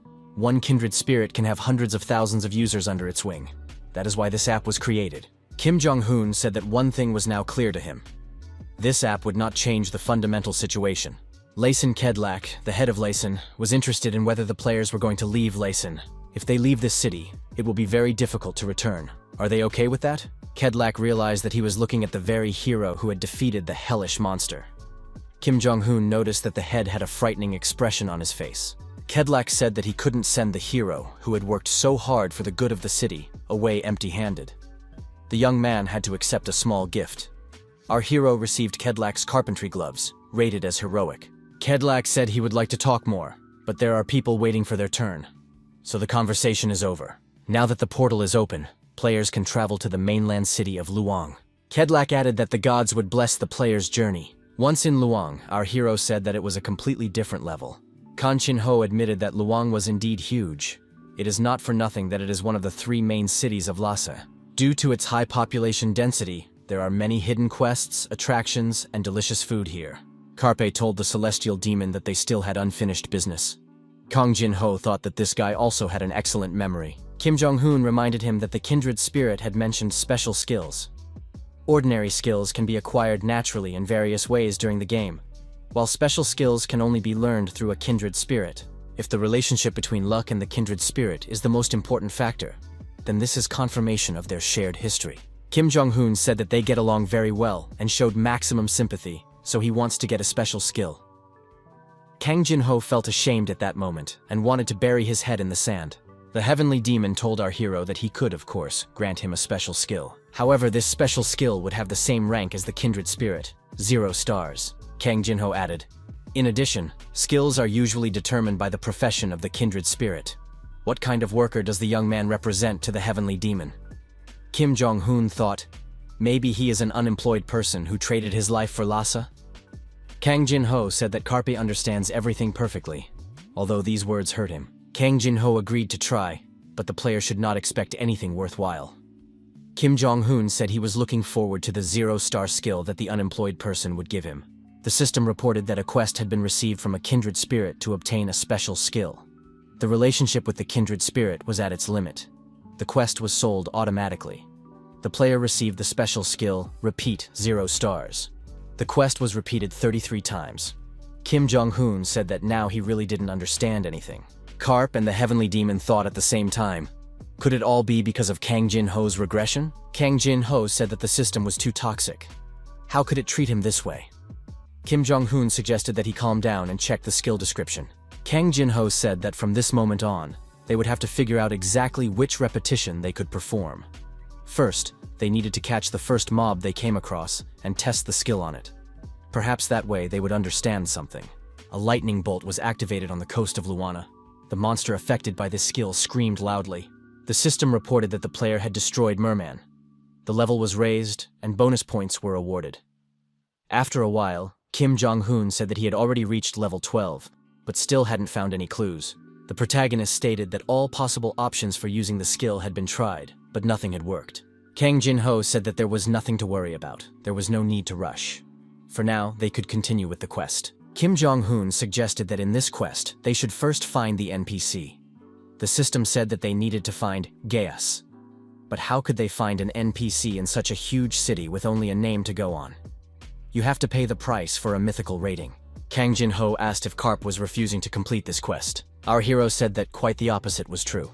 His desire to complete this quest had grown even stronger. The information was updated, and now the location of Gaius is displayed on the minimap. Gaius is a gravedigger who should be in the cemetery behind the western gate. Our hero was surprised that he was able to obtain the necessary information so easily. Where was the charm of an exhausting search? Kang Jin-ho objected that an easy solution to a problem was a good thing. Those who try to complicate their lives from the very beginning are like perverts. Our hero used the portal at the eastern gate and found himself on the opposite end of the city, at the cemetery near the western gate. Straight ahead, our hero saw a hut and assumed it belonged to Gaius. Kim Jong-hoon knocked, opened the door, and apologized for the disturbance. He immediately smelled the scent of lemon coming from inside. The owner asked, "Is the smell too strong?" But he hoped for understanding. It was the only way to get rid of the stench of death. The gravedigger Gaius asked what had brought the guest to such a gloomy place. Our hero thought he needed to say something. Maybe he should just ask for information about the legacy of the spellcasting king. Gaius saw the gloves on the guest's hands and said he couldn't believe his eyes. The old man said that Gaius, a resident of the Akram Empire, welcomes the descendant of the Spell King. The system announced that the quest Legacy of the Spell King had been completed. A follow-up quest would be issued. Kim Jong-hoon thought that these quests were completing themselves. He didn't even have to do anything. Gaius expressed his joy at finally being able to give the descendant of the ruler a relic that had been passed down in his family from generation to generation.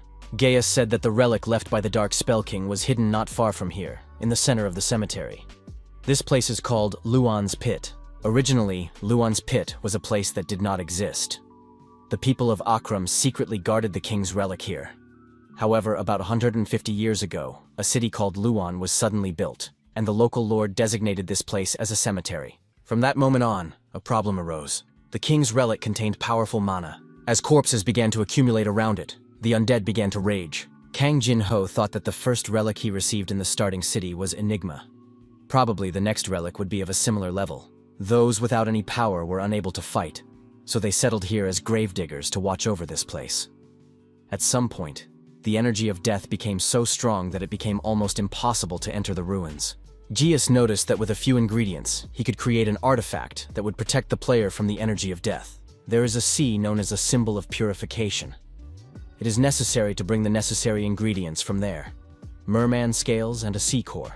Our hero thought that he had not yet acquired the gathering skill, so he had no choice but to rely on the chance of items dropping. Kim Jong-hoon declared that he would definitely get the necessary ingredients. Karp decided that he should first check the rewards he had received and opened his inventory. Kang Jin-ho was surprised when he realized that the player had been given skills as a reward. Skills are usually acquired by leveling up.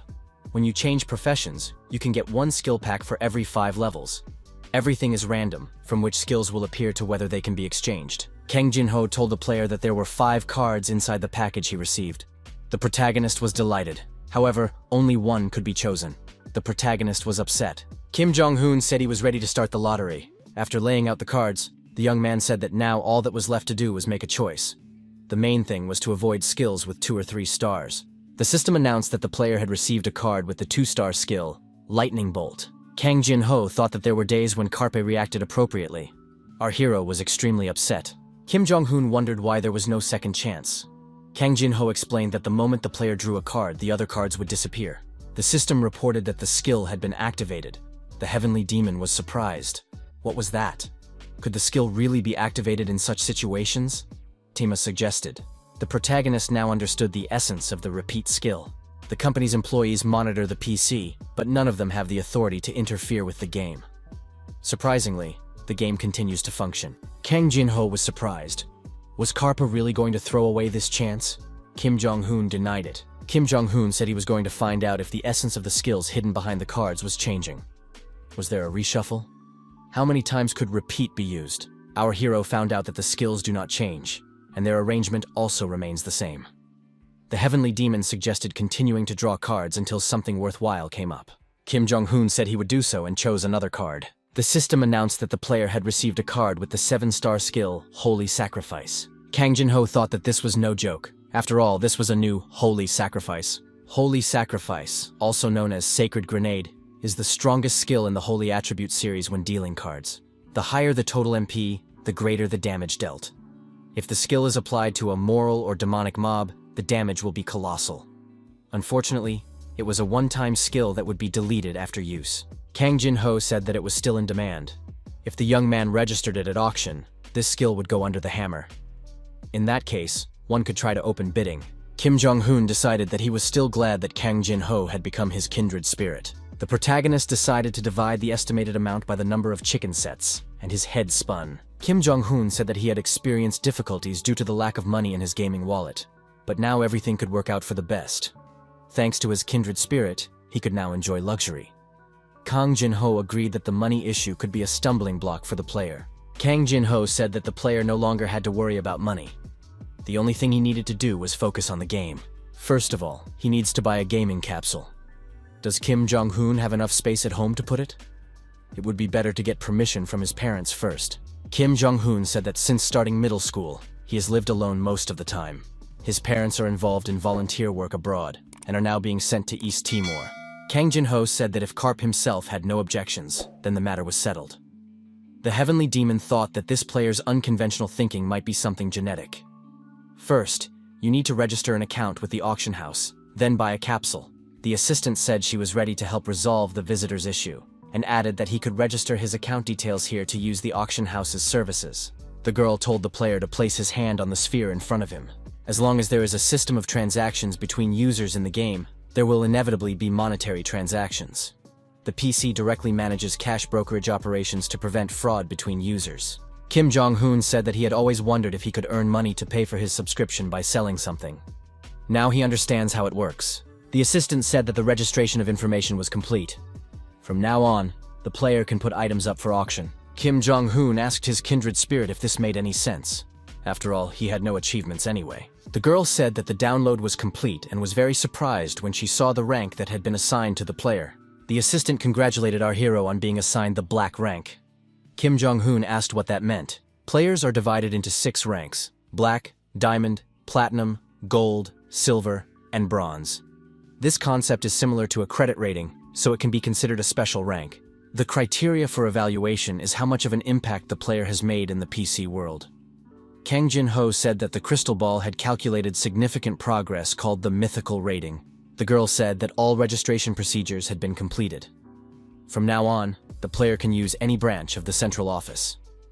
Our hero couldn't believe that he had made such a huge contribution to the game.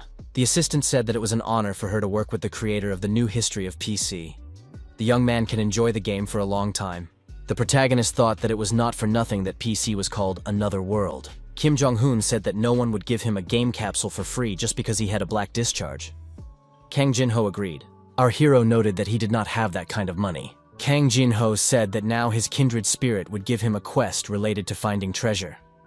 As soon as he found the hiding place, he could take as much as he needed at the moment. Kim Jong-hoon approached the office building and thought he had reached his destination. For some reason, the protagonist knew the code to open the safe. Opening the safe, the young man found a bag stuffed full of money. The bag contained a huge amount of money. The young man thought, "Isn't Kang Jin-ho a real madman?" Our hero thought that the more he looked, the more absurd the situation seemed to him. There was even gold in the bag of money. Kim Jong-hoon asked the heavenly demon, did he really hide so much money in the locker room of a sports center? Why take such a risk? After all, the bag could have been stolen. Kang Jin-ho said that there was no better place to store valuables. If you buy long-term passes, there is no risk that someone will track the accounts and steal the money. The most important thing now is to prepare the equipment. You need to buy a capsule. The PC branch in Korea is a store that sells gaming capsules. Shin Bo-hyun, the premium goods sales manager, thought that for the 3rd day in a row, there was no end to the stream of visitors. It was all because of the free Apollo test drive. Why are only insolvent buyers gathering here? Shin Bo-hyun looked at our hero and thought that there was no profit to be made from him. The sales manager said that the Apollo test drive event was over. If a visitor wants to test drive a car, they can come back tomorrow. Kim Jong-hoon said he wasn't interested in that. He came here to buy an Artemis. After the manager confirmed that the visitor was a black customer, our hero asked if the company representative could deliver and install everything today. He would pay right away. The Artemis gaming capsule is related to the Apollo gaming capsule, which has the best characteristics among PC gaming machines. Artemis is the brainchild of PC developers, and only 3 units are available for sale in Korea. After a while, our hero told his kindred spirit that the gaming capsule had been delivered and installed in less than an hour. Kang Jin-ho said that there was no need to worry. As with money, you can do a lot. Kang Jin-ho said that after Karp left, the little animal stayed with him the whole time. The main thing is that the summon works without glitches. Kim Jong-hoon suggested that the heavenly demons start the quest right away. Today, he plans to get his hands on the relic of the spellcasting king. After a while, our hero brought Gaius what he had asked for. The old man assumed that the young man had to work hard, but he was able to bring not only the merman's scales, but also the sea core. Kim Jong-hoon said he was just lucky. The sea core was not a remarkable item. The guy asked what Chernesh had in his mouth. The walking bag of luck saved him. Kim Jong-hoon said that Chernesh had helped him a lot, so he would have to buy an acorn. Gaius said that in that case, he would immediately begin crafting the artifact. It would take no more than half an hour. He asked the descendant to check for any anomalies around the pit while he created the artifact. Kim Jong-hoon, as always in such cases, used his unique research abilities and destroyed 5 skeletons with a single attack. The young man asked the celestial demon why the pit was so huge. The system reported that the player had reached level 14. Kim Jong-hoon said that he had 1 more level to go to get a skill pack. Maybe it would make sense to go to the dungeon after mastering another skill. Kang Jin-ho asked if it looked like Karpa had been deliberately taken from the hut. Kim Jong-hoon was surprised. Did it really look that way? Our hero decided to return to the hut. However, on the way, the young man met a bacchante. The girl asked the adventurer to help her find her way. The bacchante said that she was hunting undead creatures. Had the young man seen any mobs nearby? Kim Jong-hoon showed the girl the direction to the cemetery. Kang Jin-ho thought that Kim Jong-ho would also like girls like this. Our hero said that he just felt uneasy. The protagonist clearly smelled the lemon scent coming from the girl. Kim Jong-hoon thought that this wild woman smelled like blood. Our hero turned around and ran towards the hut. Now he understood what was going on. Kang Jin-ho caught up with the player and asked what had happened. Our hero said it was all about the smell. Kim Cheung-hoon burst into the hut and saw Gaius lying on the floor. Now Kang Jin-ho understood why Karpa had been sent on that pointless quest. This was the only way the game scenario could develop. The system reported that Gaius had been attacked. Those who did not like the presence of the residents of Akram made their move. Our hero told Gaius to wake up and come to his senses. The old man, bleeding profusely, said that those scoundrels had noticed his presence. The old man reached out his hand and said that this was the last thing he could do for his descendant. He asked him to fulfill Akram's will. The young man found himself holding a fragment of a crystal sphere of purification. It was a piece of a purification artifact that had been broken by an attacker. It had a weak purifying ability, and was the key to obtaining the artifact of the spellcasting king. Kang Jin-ho said that there was no need to worry too much. Don't forget that this is just a game. It's just one of the events in the storyline. Kim Jong-hoon said he understood, but that didn't change the fact that he was extremely angry. How dare they touch his relic? Kim Jong-hoon approached the pit again. There were footprints on the ground that weren't there during the cleanup. Were they kindly informing him that the enemy was already inside? Kim Jong-hoon confirmed the entrance to the dungeon. After a while, our hero found himself at the location. It was a space filled with the energy of death. Monsters with attributes of evil and demonism were significantly enhanced. Visibility was limited due to an unknown aura. Kim Jong-hoon thought it was a debuff. However, thanks to the fragment of the crystal sphere of purification, the situation was tolerable. Kang Jin-ho told the player not to act rashly under any circumstances. If he died, it would all be over. Kim Jong-hoon checked the information board and realized that his stats had dropped significantly. Was it worth investing bonus stats in his stats? Kang Jin-ho said it was a good idea. Maybe the player should explain his plan in more detail so as not to do the first thing that came to mind. First of all, he needed to start hunting mobs. A monster appeared, an enhanced skeleton. It behaved provocatively and was asking for trouble. Kang Jin-ho determined from the red light that this monster's level was higher than the protagonist's. Kim Jong-hoon said he was ready to fight. Our hero activated and used a fire arrow. There was a powerful explosion. However, the monster blocked the attack. The protagonist thought that in this case, close combat would be much more effective. Another reinforced skeleton archer appeared in the combat zone. The protagonist became angry. Had they decided to attack him all at once? Hiding behind cover, the celestial demon said that the skeletons had perfect balance. One attacked, the other defended. Our hero was surprised. Whose side was the kindred spirit on? Kim Jong-hoon thought that he was running out of time, and had no idea what the Bacante who had entered the dungeon first had managed to do. Is it possible to destroy individual parts, such as horns or monster equipment, in Lhasa? Kang Jin-ho said that in this regard, players could do whatever they wanted. Kim Jong-hoon said that if the body is weak, it is worth straining the brain. He invests 20 bonus stats in mana. Our hero reactivated and used a fire arrow aimed at the reinforced skeleton. Kim Jong-hoon mentally apologized to whoever designed this dungeon, but he didn't have much time now. The system announced that the player had reached level 15. As a reward, he would receive a lower-class skill pack in his inventory. Kim Jong-hoon declared that now was the moment of glory for the repeat skill. The heavenly demon noted that the player had activated a skill related to electricity. Now he could paralyze his opponent. It was the perfect time to test it. Our hero decided to check how much time he had left. After all, they needed to move on quietly. The enemy was already waiting for them, fully armed. Kim Jong-hoon told the heavenly demon that they were already on a quest to capture the intruder. Could it be that the intruder is another player who also has their own kindred spirit? Kang Jin-ho replied that this was not the case, because there were also NPCs who had been chosen by kindred spirits. It turned out that the Bacante was an NPC who had a kindred spirit. Kang Jin-ho said that it would be difficult for a player to guess the right moment to attack. Who would just sit and wait for such an important scenario event to unfold? Kang Jin-ho said that there are many fools in PC, so it is better to keep this information as secret as possible. Kang Jin-ho thought that this was a perfect project for Carpe, who never listens to others.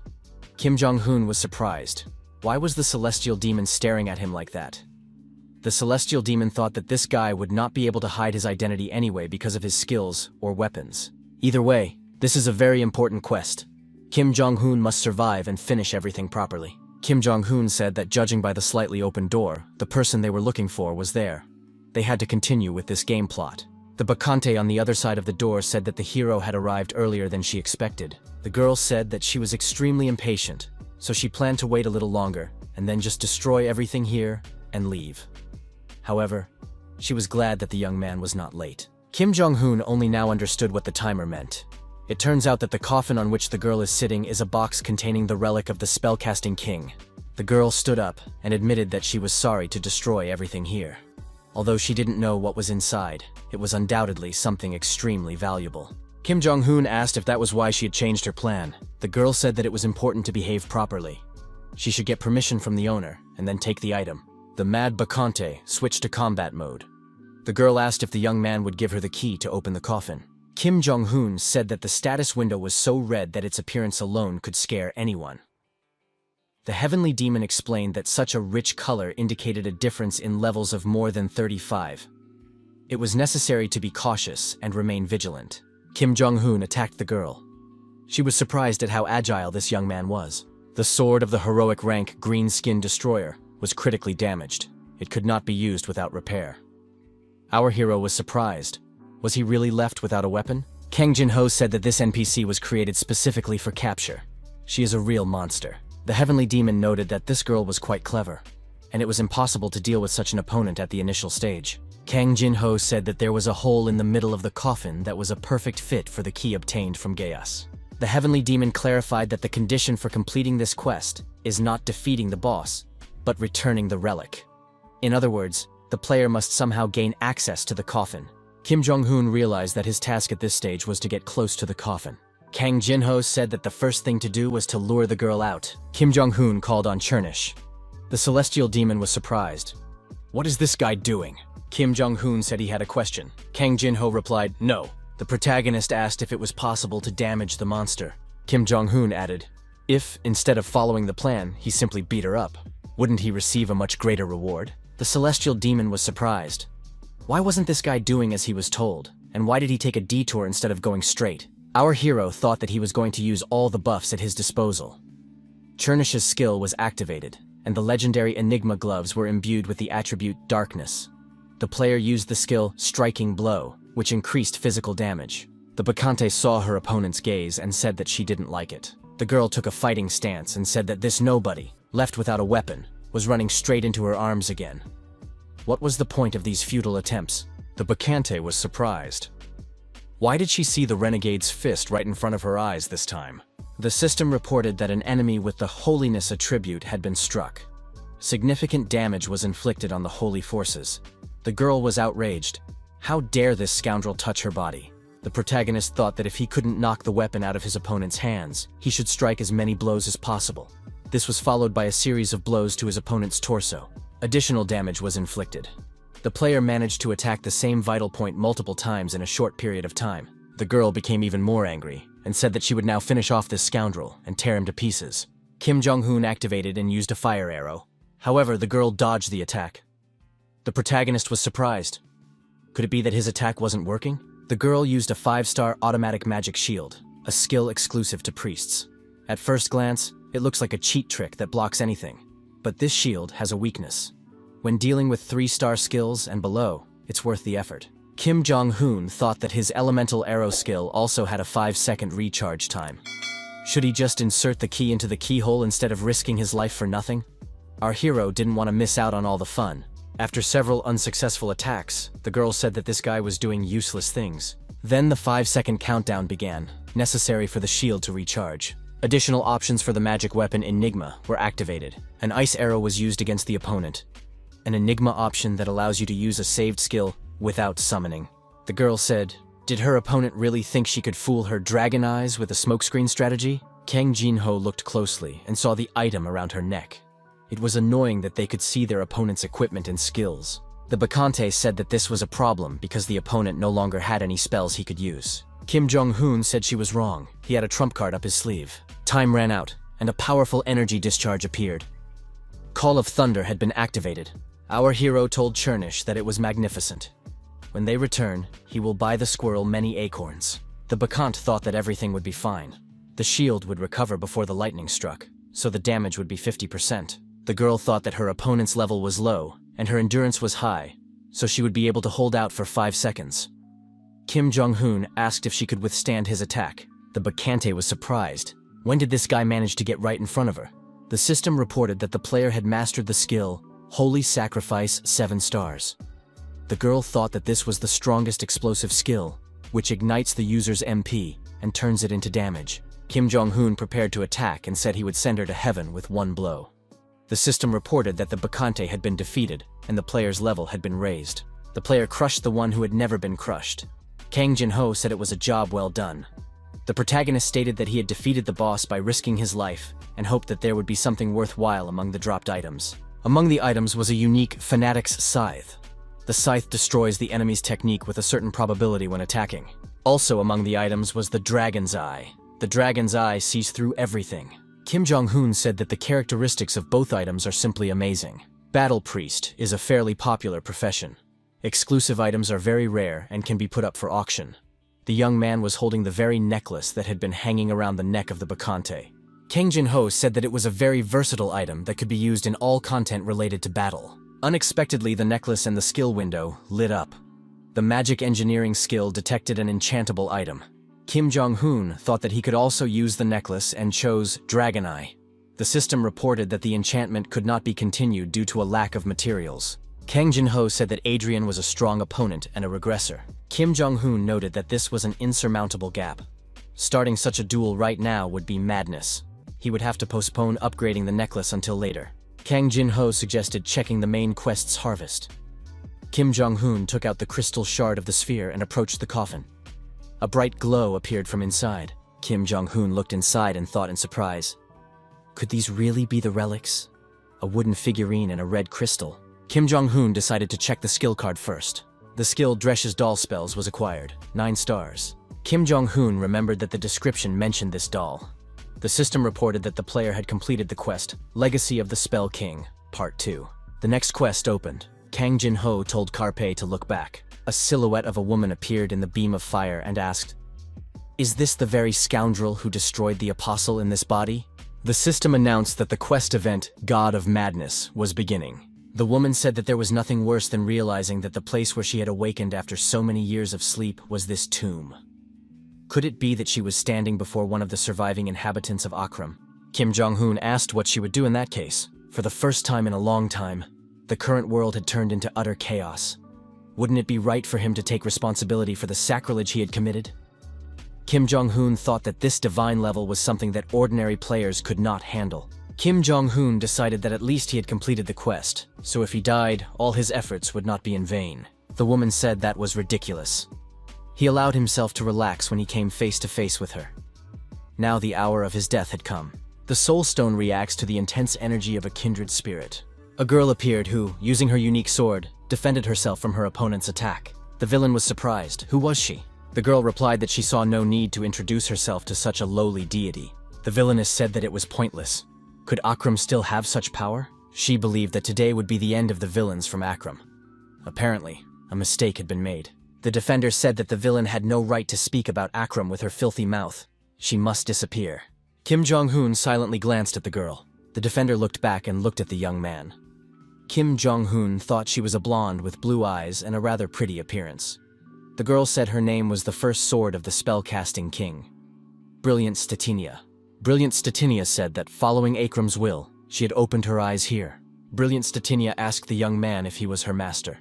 Kim Jong-hoon thought this was complete madness. The girl repeated her name and added that a long name could cause delays in an emergency, so she could simply be called Tina. Kim Jong-hoon asked if Tina was a doll made by the spellcasting king.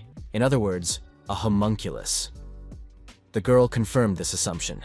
The spellcasting king created 7 dolls, each of which contained a part of his essence. They were the sorcerer king's closest aides, helping him until the final battle with the kindred spirits. Statina said that she was the first homunculus created among them. Kang Jin-ho couldn't even imagine that the title of Lord Sorcerer included summoning abilities. The heavenly demon thought that this guy was gradually becoming omnipotent. Kang Jin-ho wondered why Tina was staring at him. The girl replied that she had recently been burning with curiosity. Tina asked Kim Jong-hoon what was next to him. This guy looks very weak. Would the Lord mind if she dealt with him? Kim Jong-hoon told Tina not to do that. He would explain everything now. The girl said that now she understood everything. An unimaginable accident had happened to this guy, and when he came to, he was already in the shell of a lowly deity. Kim Jong-hoon admitted that this was exactly how it was. Tina said that she had insulted the military advisor who was helping her lord, both physically and morally. The girl bowed her head and apologized. Kang Jin-ho thought that military advisor sounded pretty good. Kim Jong-hoon decided that it would be easy to get close to the heavenly demon. The system reported that the player had completed the quest event, God of Madness. Our hero saw that the connection time had expired and decided to check the rest of the quests tomorrow. The connection was lost. Kang Jin-ho returned to his room. The young man said that the squirrel was a real mystery. Why was it following him around? Tina was surprised. Was she really in the military advisor's private office? It was a truly unusual place. Kang Jin-ho saw the girl and was startled. How did she get here? Tina said she didn't know herself. Kang Jin-ho didn't understand why everyone was coming into his room as if it were their own home. Tina said that the number of family members had increased. It was time for the raid. Kim Jong-hoon thought that suddenly there were a lot of people here. Karpa told his kindred spirit that he had returned. The celestial demon admitted that the guy was late today, but he had been waiting for him eagerly. The system suggested entering the rare-rated dungeon, Luan's Pit. Our hero understood what changes had taken place. Because he had successfully completed the quest, this place had become a normal dungeon. Kim Jong-hoon asked if it was true that the heavenly demon had been appointed as the room administrator. Did he now own the living space? Kang Jin-ho replied that this was the first he had heard of such a thing and suggested opening the status window. The system reported that the player had reached the minimum number of family members. He had fulfilled the minimum requirements to unlock the room. This is a hidden feature that opens when certain conditions are met. Our hero was surprised that the heavenly demon had not received a similar bonus at the time. The system suggested moving, and the player confirmed it. Does Kang Jin-ho really call this a room? The protagonist was surprised by the size of the mansion, which looked like it had come out of a manhwa picture. But here, even Chernish and Tina are farming in the garden, which is beyond imagination. Kim Jong-hoon asked the girl what they were doing here. Tina replied that Chernish wanted to have his own tree, so she decided to help him with that. Creating friendly relationships between family members is one of the fundamental aspects of maintaining a healthy atmosphere in the home. Kim Jong-hoon said that the main thing is that they themselves like everything. Kang Jin-ho admitted that planting is limited to acorns, but later, when the room becomes larger, it will be possible to grow something more interesting. Other places included the training center and research center. Here, family members can improve their skills and experience. There was also a vegetable garden and an orchard. Here, various magical base materials could be obtained. In the mine, you can extract ore and other minerals. Tina said that there are many different places here. The girl noted that the Lord would be most interested in the door in front of him. Our hero ended up in the workshop, and he liked it. Kang Jin-ho said that since they had come here, they could try to make something. Kim Jong-hoon asked if that was really possible. The celestial demon explained that the profession of a Lord spellcaster could be classified as creative. The downside is that the level of difficulty is extremely high. You have to see everything with your own eyes. A low-quality iron ingot is given as a reward for opening the workshop room. To begin with, you need to try to create something using the magical engineering skill. The system reported that the player chose to create a chainmail sabaton. Our hero shouted that he hadn't chosen anything, that he first needed to understand how everything worked here. The system reported that production was starting. Kim Jong-hoon shouted that he would now strike the center to stop everything. The low-quality iron ingot was damaged. Kim Jong-hoon thought, was what he was doing now a game of catch the rhythm? Our hero continued this activity and tried to get into the rhythm at least once. The system reported that the player had succeeded in creating a plate sabaton with a rating of magical. The first piece of equipment had been created. Kan Chin-ho looked at these experiments and thought that rhythm was not his forte. Kim Jong-hoon decided to try creating other pieces of equipment. Tina told the Lord to follow her. The spellcasting king had achieved outstanding results in many areas, but his professional specialty was rune engraving.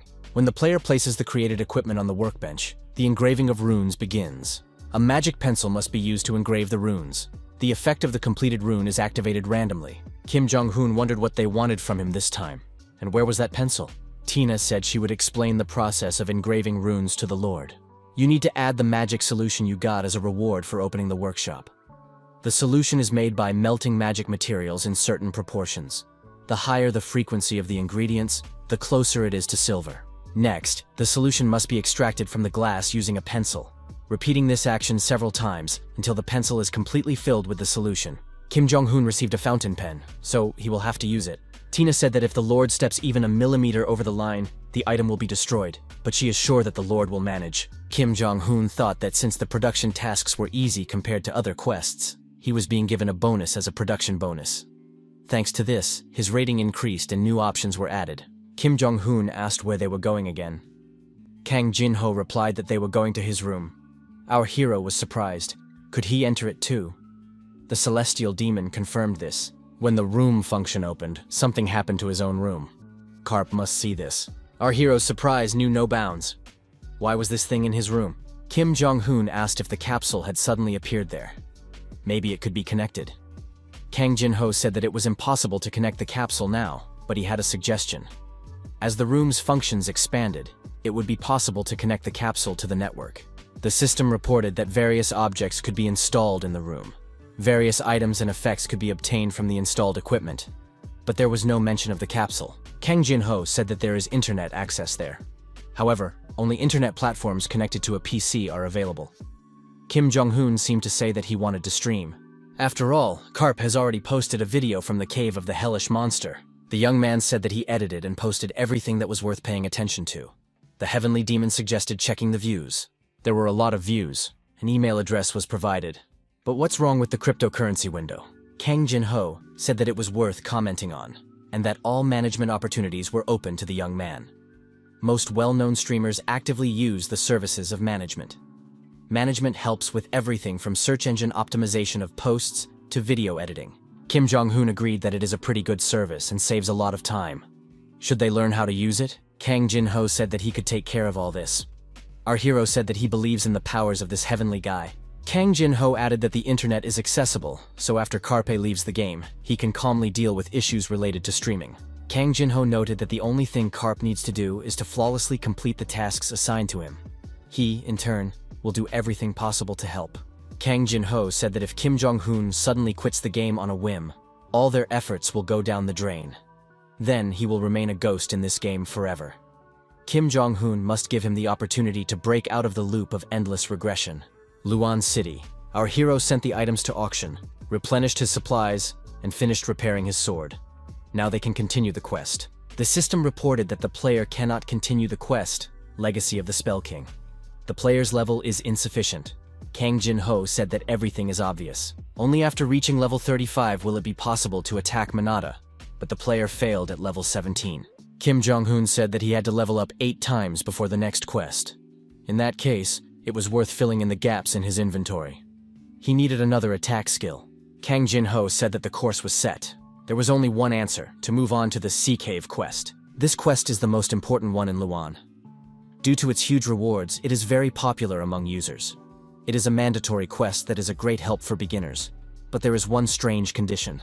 Basic robes purchased from a specialty store have no abilities. To complete this quest, you need a group of at least 2 people, both of whom must be users. NPCs are not allowed. Kim Jong-hoon thought that in this case, he needed to team up with another user. But isn't he currently on opposite sides of the barricades with the others because of the story of the spellcasting king? 800 years ago, the spellcaster king became the first emperor to found the Akram Empire. The kindred spirit that destroyed Akram is the player's helper. Kim Jong-hoon thought that if the story was to be believed, Tina had been directly involved in this. She participated in that war against the false gods. In that case, what would happen if another kindred spirit recognized Tina? Tina said that the Lord was worrying needlessly. She added that the 7 dolls, including herself, were produced at the very end of the war. Since a secret and swift attack was launched on the enemy camp, there is simply no one among the false gods who remembers her face. Kim Jong-hoon said that if she was okay, he would be able to breathe a sigh of relief. The guy thought that the problem was that he had to raise this powerful cheater from the first level. But there was no other choice. Kang Jin-ho noticed that Karpa had become smaller. Was this not combat mode? The protagonist acknowledged this. It allowed him to increase his recovery speed 3-fold. Now it was time to move on to the cave. One of the players offered to keep him company in the cave for only 15 minutes. The girl asked the adventurer to find her pendant. In return, she would give him the precious cards she had collected. The player accepted the quest, the girl's request. The girl asked the messenger of the gods to help her. The protagonist thought she looked like a very ordinary NPC. However, why do some users call her Luana's angel and others demon? Kang Jin-ho said that the quality of the reward she gives can be either high or low. Our hero was curious if the entry restrictions would be lifted. The dungeon is not included in the list of things that can be unlocked. He will have to go in search of a partner to enter the dungeon. Kim Jong-hoon said that skills don't matter. He would prefer someone with whom he could calmly complete the quest and easily go their separate ways. Is it possible to find such a person here? The ninja asked. The god of battle is looking for a partner? Finally, they meet again. Hanzo said that this was a very fateful meeting. He never expected that they would meet like this. The ninja suggested that their connection, which arose in a past life, would not be easily broken. Kim Jong-hoon wondered if there might be another companion in the community. Hanzo said he was ready to provide full assistance. Hanzo turned to the god of battle. Kim Jong-hoon asked why this guy kept pretending they knew each other. Kim Jong-hoon asked if this was really the same guy from the bloodthirsty group. Hanzo was delighted that the god of battle remembered him. The ninja reminded him that he was now free as the wind because he had severed all ties with that mercenary guild. Hanzo asked if the god of battle had decided to take on the quest to find the item. The ninja asked if it wasn't better to work with someone the god of battle knew than to try to find common ground with a stranger. Kim Jong-hoon thought that this guy was actually a good choice for a companion. His playing style was neat, and it was thanks to him that he managed to get the profession of a lord spellcaster. Our hero agreed to take Hanzo as a companion. Kim Jong-hoon told the heavenly demon that this guy looked pretty good. Kang Jin-ho told Karpe not to show his status window to anyone. The protagonist invested his bonus points in dexterity and mana, but he still had 37 points left. Maybe he could try investing in Dresh's doll spell? Kang Jin-ho agreed that having passive buff skills would never hurt. With the remaining points, our hero wanted to master magical engineering and elemental mastery. Hanzo returned and thanked the god of battle for waiting. Now he was ready to join the team. Kim Jong-hoon was surprised. Was this ninja really an archer? Hanzo inquired how well the god of battle knew what the sea cave was like. Our hero said that this was his first time here, so he was not familiar with it. The ninja explained that the monsters that appear here can be considered improved versions of those that appear along the coast. However, unlike the beach, the monsters here attack first, and there are traps that are not found on the coast. Therefore, caution must be exercised. Kim Jong-hoon said that a monster had appeared, 3 large shells with hard shells. Not only did they successfully pop up on the horizon, but there was also an opportunity to try out the dragon's eye. Information about the target was received. Our hero thought, isn't this the basic information that is usually displayed in the status window? Hanzo said that they were just shells. He was ready to deal with this trash himself. Kim Jong-hoon replied that he had no objection. The victorious ninja activated Snow White's summon. Kim Jong-hoon wondered how far this guy's concept had gone. A wind caress appeared, a pet of heroic rank. Hanzo commanded Snow White to go into battle and activated the air cannon. Our hero thought that turning the shell upside down would completely neutralize the enemy's attack. The ninja did a good job. The victorious ninja used the invincible sword. In doing so, he hit 3 shells at once. Kim Jong-hoon said that Hanzo destroyed the enemy in the blink of an eye. He turned out to be a good fighter. Hanzo added that he was looking forward to his partner's battle with the next opponent. Kim Jong-hoon summoned Churnish and activated the thunder summon. Lightning shots were used. Churnish's family member defeated the magic-intoxicated mermaid. Kim Jong-hoon told the squirrel that it was a great job. Hanzo turned to the god of battle and noted that he couldn't even imagine that he also had a pet. Pointing to the doll peeking out of his pocket, he asked, "Has the god of battle changed his profession to puppeteer?" Our hero replied that it seemed to be true. The young man thought it best to remain silent. There was no telling how things might turn out. The partners approached a fork in the road. It was time to make a decision. Hanzo said they could just go right. The dungeon boss was hiding on the left. Kim Jong-hoon was surprised. Shouldn't they go there first?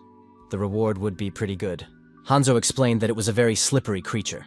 Their goal was to find the pendant, so they didn't need to waste their energy on the boss. Kim Jong-hoon was surprised. "Why are you suddenly so nervous?" Kang Jin-ho said that this guy's reaction was quite reasonable. The boss here is a disgusting creature in many ways. This time, it's not worth getting involved. Kim Jong-hoon said that, on the contrary, it would be fun. Our hero suggested taking a look inside and moving on. Hanzo was forced to follow him. Kim Jong-hoon said that his ears caught some kind of rustling sound. Hanzo added that the boss had arrived, that the creature was already there. The boss monster, the giant slasher, sensed the player. The partners stood rooted to the spot, while the monster moved towards them at tremendous speed. Tina appeared in front of our hero and said that as long as she existed, this creature would not be able to get close to the Lord. Our hero thanked the girl. Kim Jong-hoon wouldn't say that this monster was huge. Why were they all so scared? Kang Jin-ho covered his eyes with his hands and commented on this action. Hanzo also buried his face in the ground and said he didn't want to look at it. The protagonist didn't understand what the problem was with these two. Tina said that the monster's outer shell was very durable. The young man thanked Tina for the information. In that case, it was time to find a suitable strategy. It was necessary to activate the dragon's eye. The boss, the giant cutter, had unique skills. He possessed a wave attack with his body and had an oily outer coating. He was also capable of lightning-fast petrification. Kim Jong-hoon said that these skills were unique to the boss. Something like an automatic magic shield, like Minada's. Kang Jin-ho noted that the lightning petrification skill would require some effort. The protagonist thought that right now he had no weapon for an instant piercing strike or similar skills. The young man decided that for starters, he just needed to hit him hard.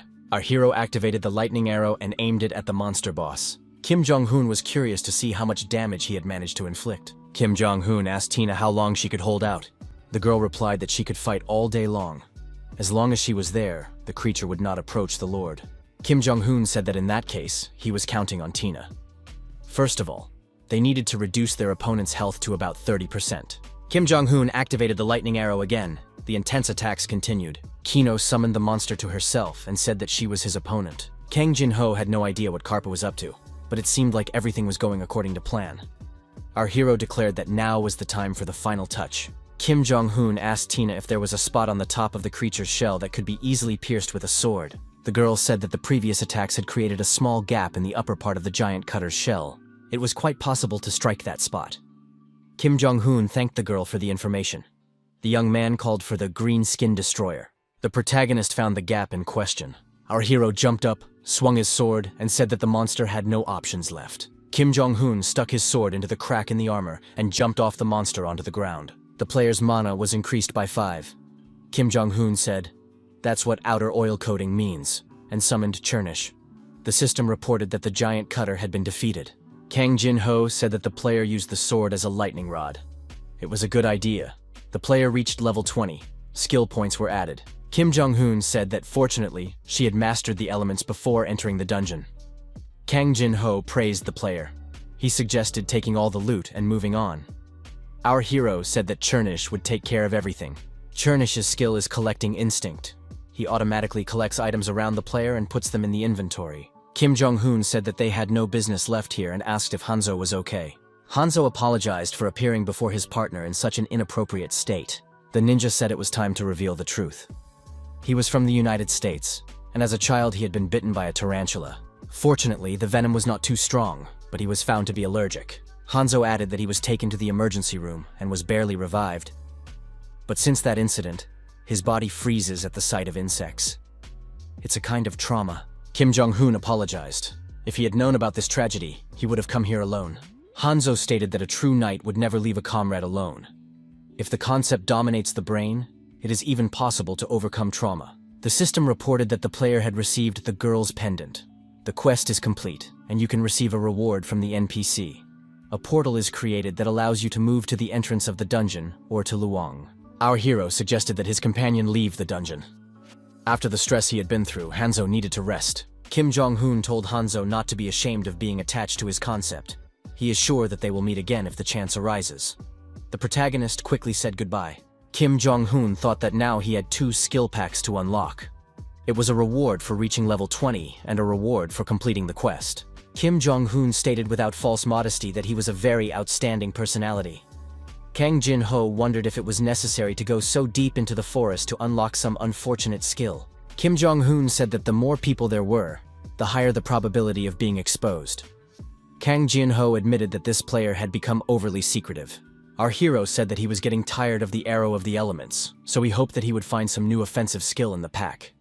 He needed to check the items that dropped after defeating the boss, and then open the skill packs. Kim Jong-un noticed that Chernish had a card pack in his teeth. Kim Jong-un said that it was a skill pack.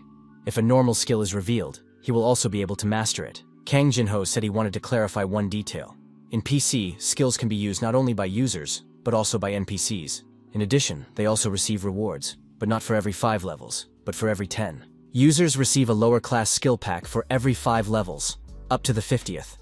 The game also provides about 8 random chances. This means that most users can get a total of 10 to 12 skills. Users who reach the 50th level will be able to undergo a second status change, and from that point on, a mid-class skill pack will appear, which will drop every 10 levels. Kang Jin-ho said that the 3rd upgrade will be possible at level 150. Kim Jong-un asked what the final level of this game is. Kang Jin-ho replied that his personal record was the 4th status upgrade. Tina said that before she lost all her power, she also reached the 4th status upgrade. Kim Jong-un looked at the status window and said he was considering selling the sword. Kang Jin-ho suggested considering the option of giving the sword to a family member. After all, a pet, a member of the family, also needs items.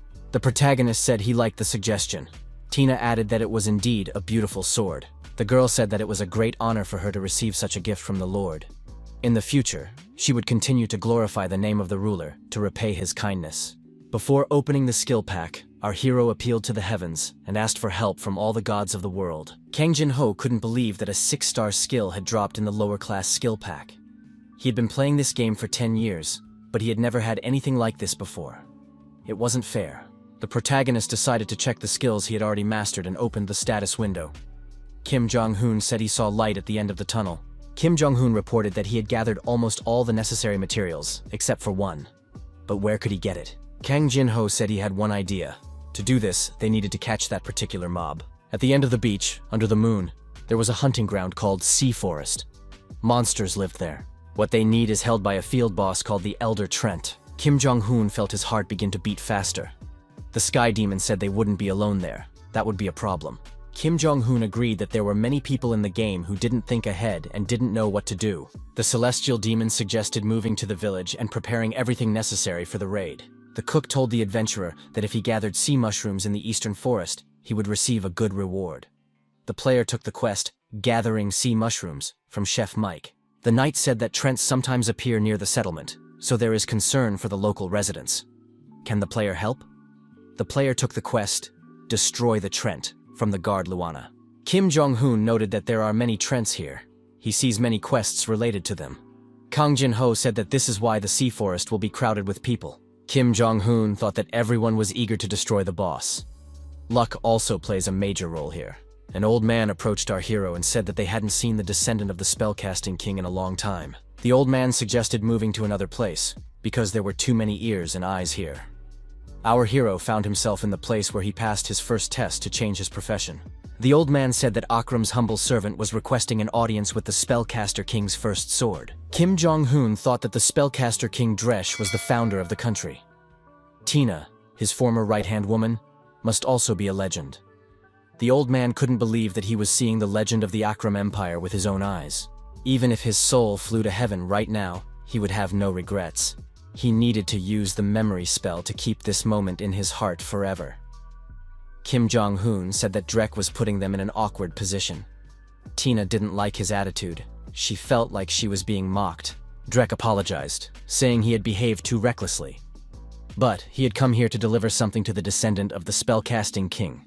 A gift box appeared, which was given for reaching the 20th level. Kang Jin-ho said that this was a bonus concept, the essence of which was that a reward was given for every 20 levels.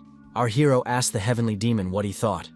Would there be anything mythological in here? Our hero decided to open the box. Its contents glowed, radiating light. Grok received a special small potion from Akram. The box also contained Akram's magical robe.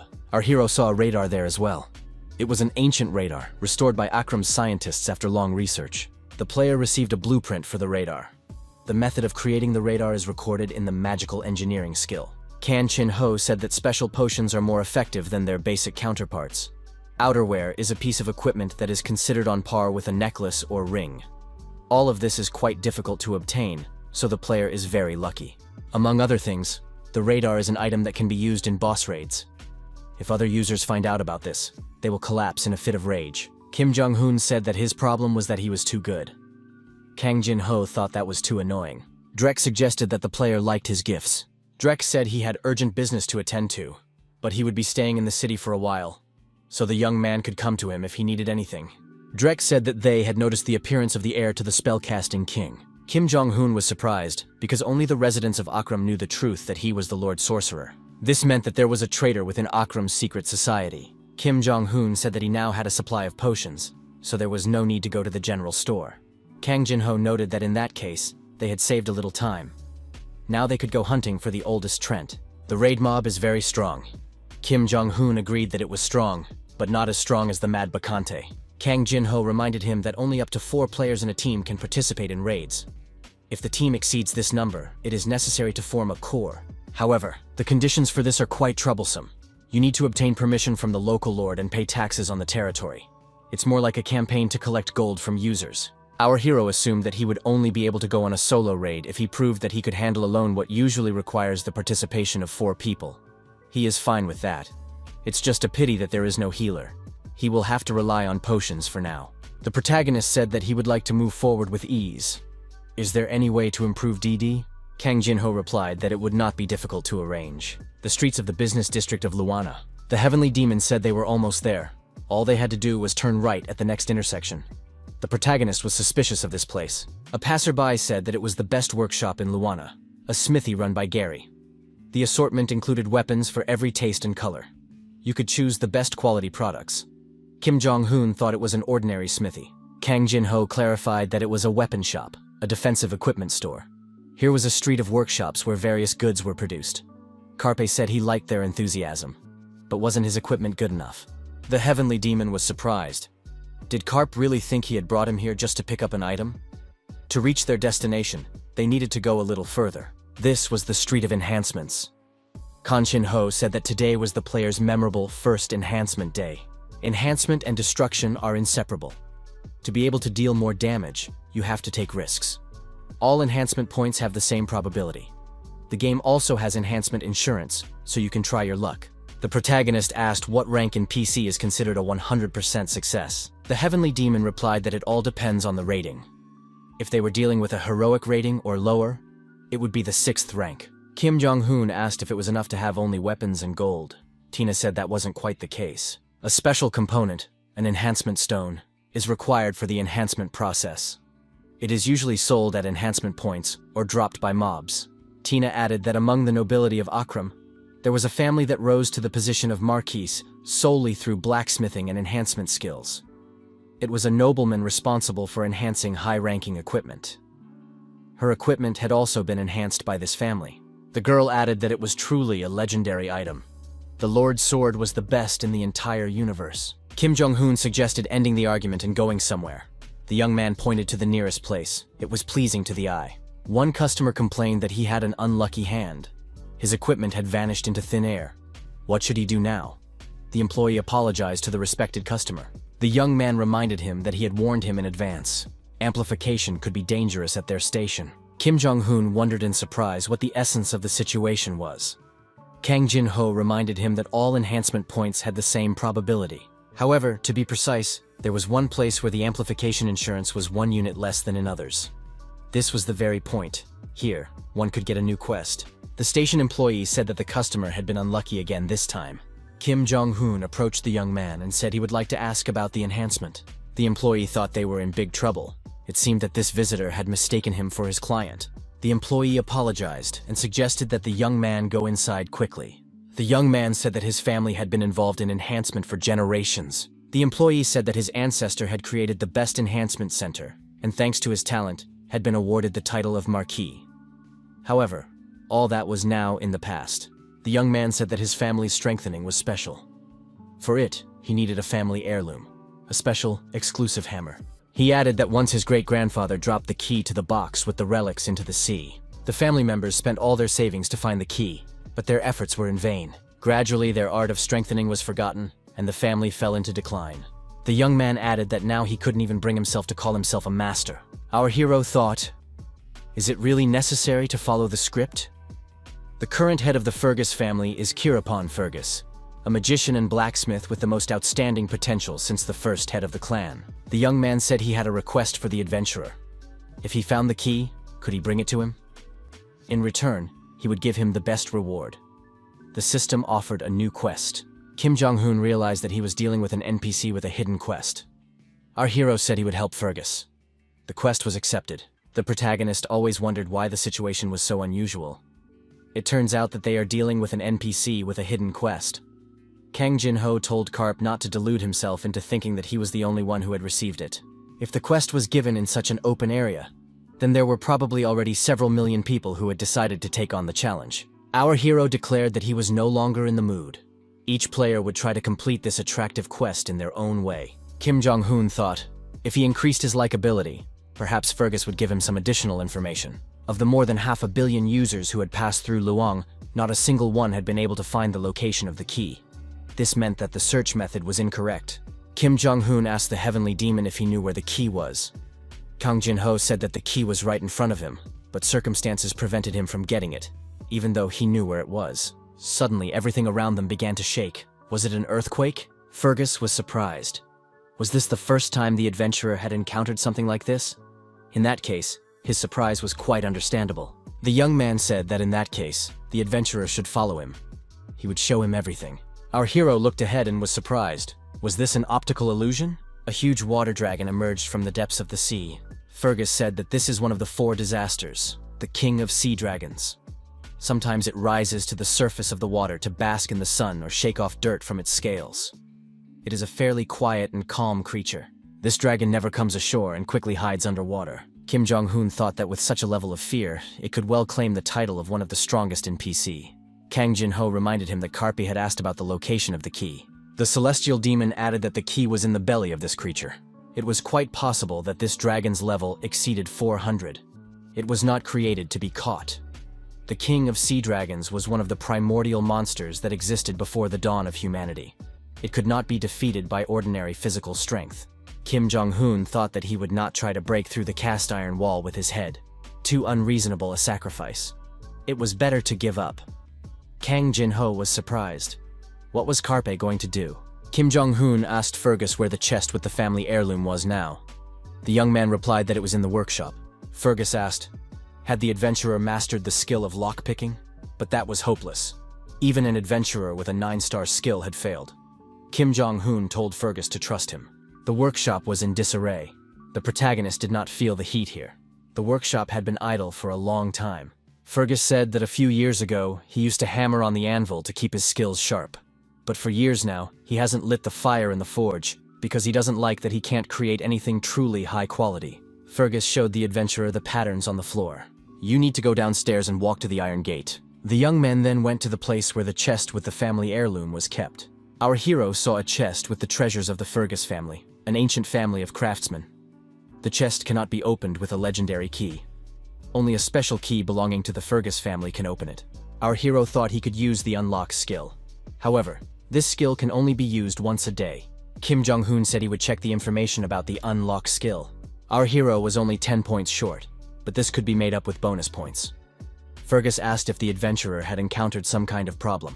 Kim Jong-hoon replied that he had just checked his stats and found that he didn't have enough MP. Fergus said he was willing to lend him one thing for a short time. It was a bracelet of supreme vitality with a heroic rating. The magical bracelet activated the user's metabolism.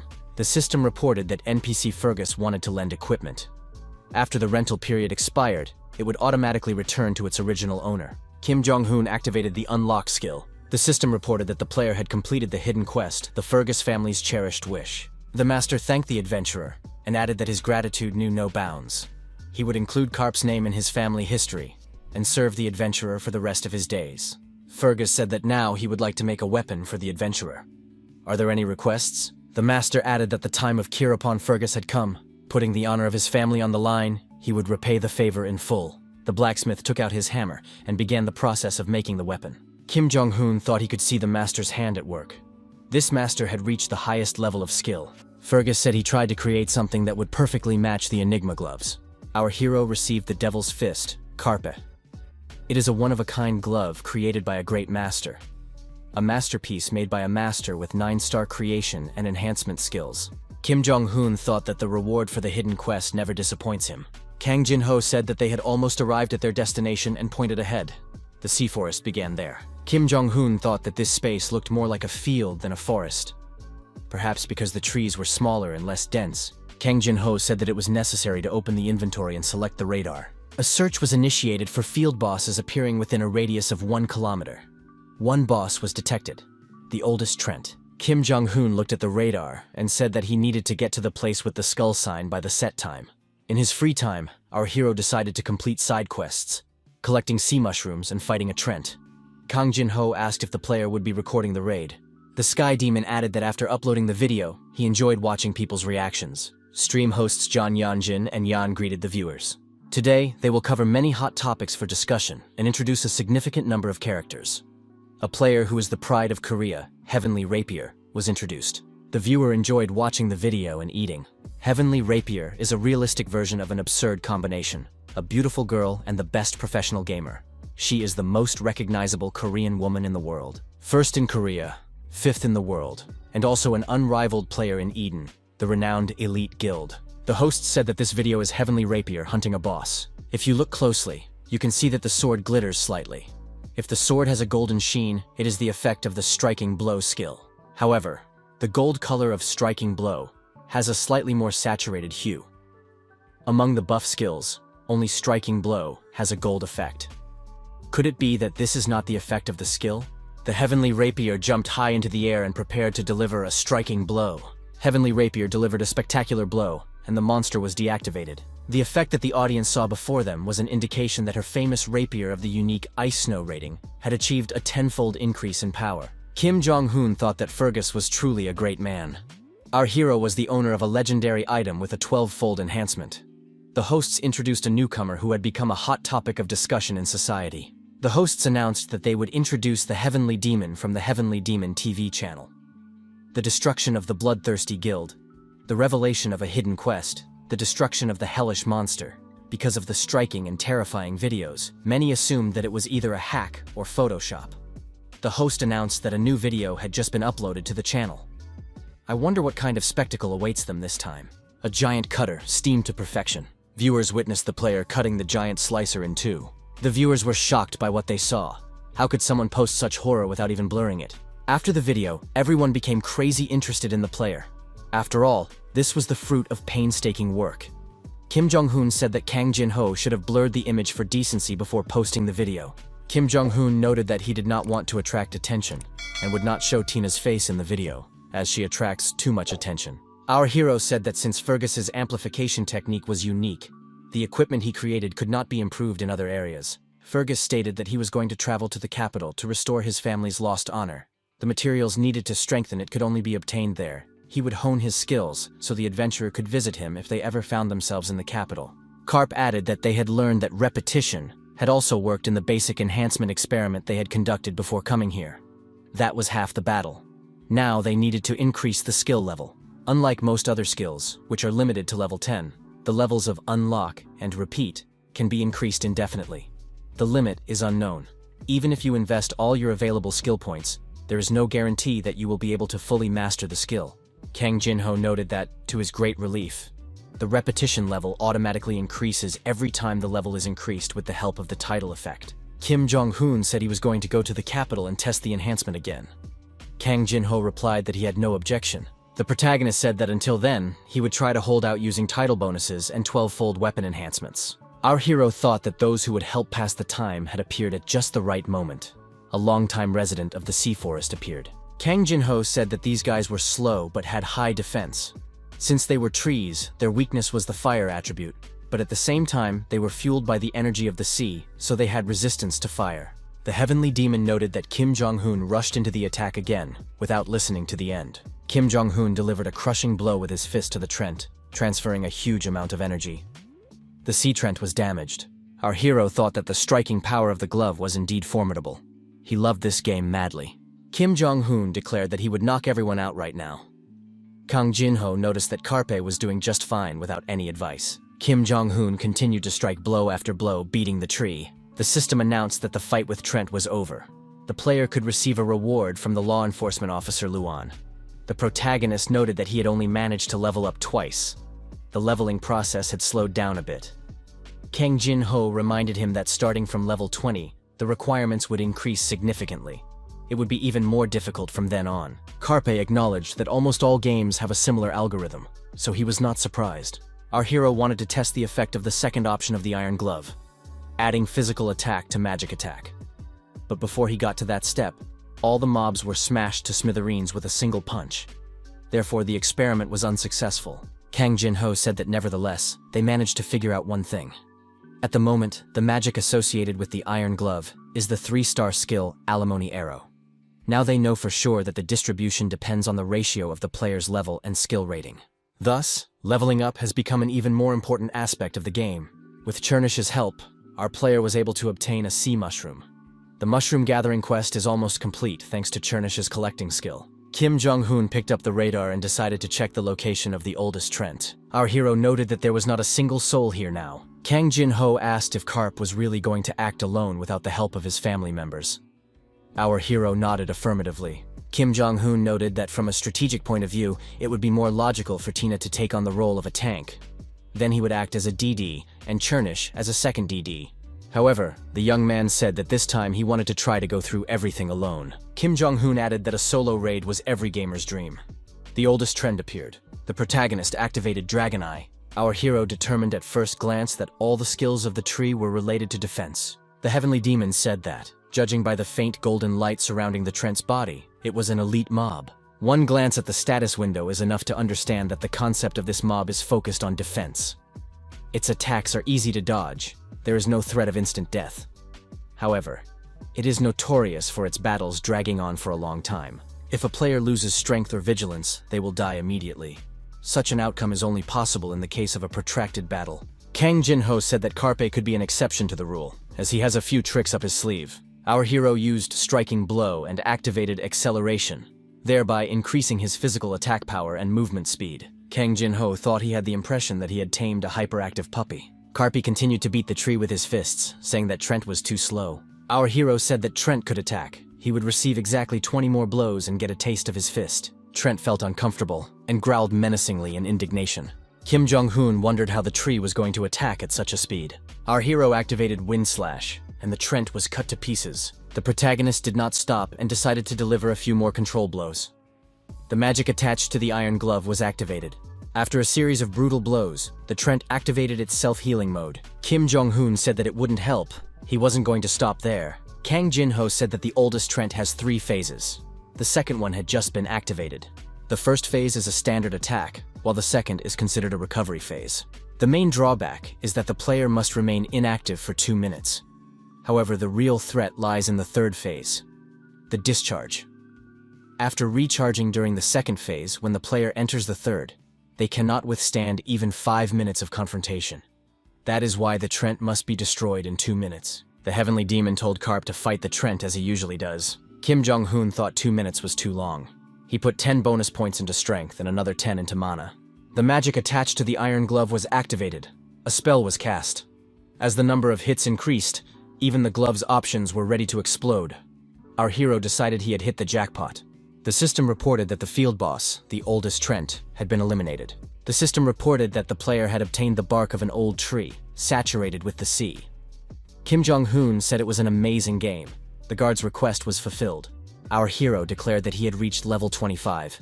Now he could move on to the next quest. The heavenly demon said that the second scenario in the search for the next relic of the spellcasting king would begin soon. However, first he needed to upgrade his room. Kim Jong-hoon thought that a new quest would begin soon, but how would it start? Tina said that she remembered something about the second relic. Kang Jin-ho said that Tina's memories were gradually returning after reaching a certain level. Tina added that she knew the identity of the doll, the second relic created by the spellcaster king. Tina explained that it was a doppelganger, a mirage from illusion. The system reported that the second relic of the spellcaster king slumbers in the now forgotten ancient forest. The forest dwellers are extremely hostile to humans.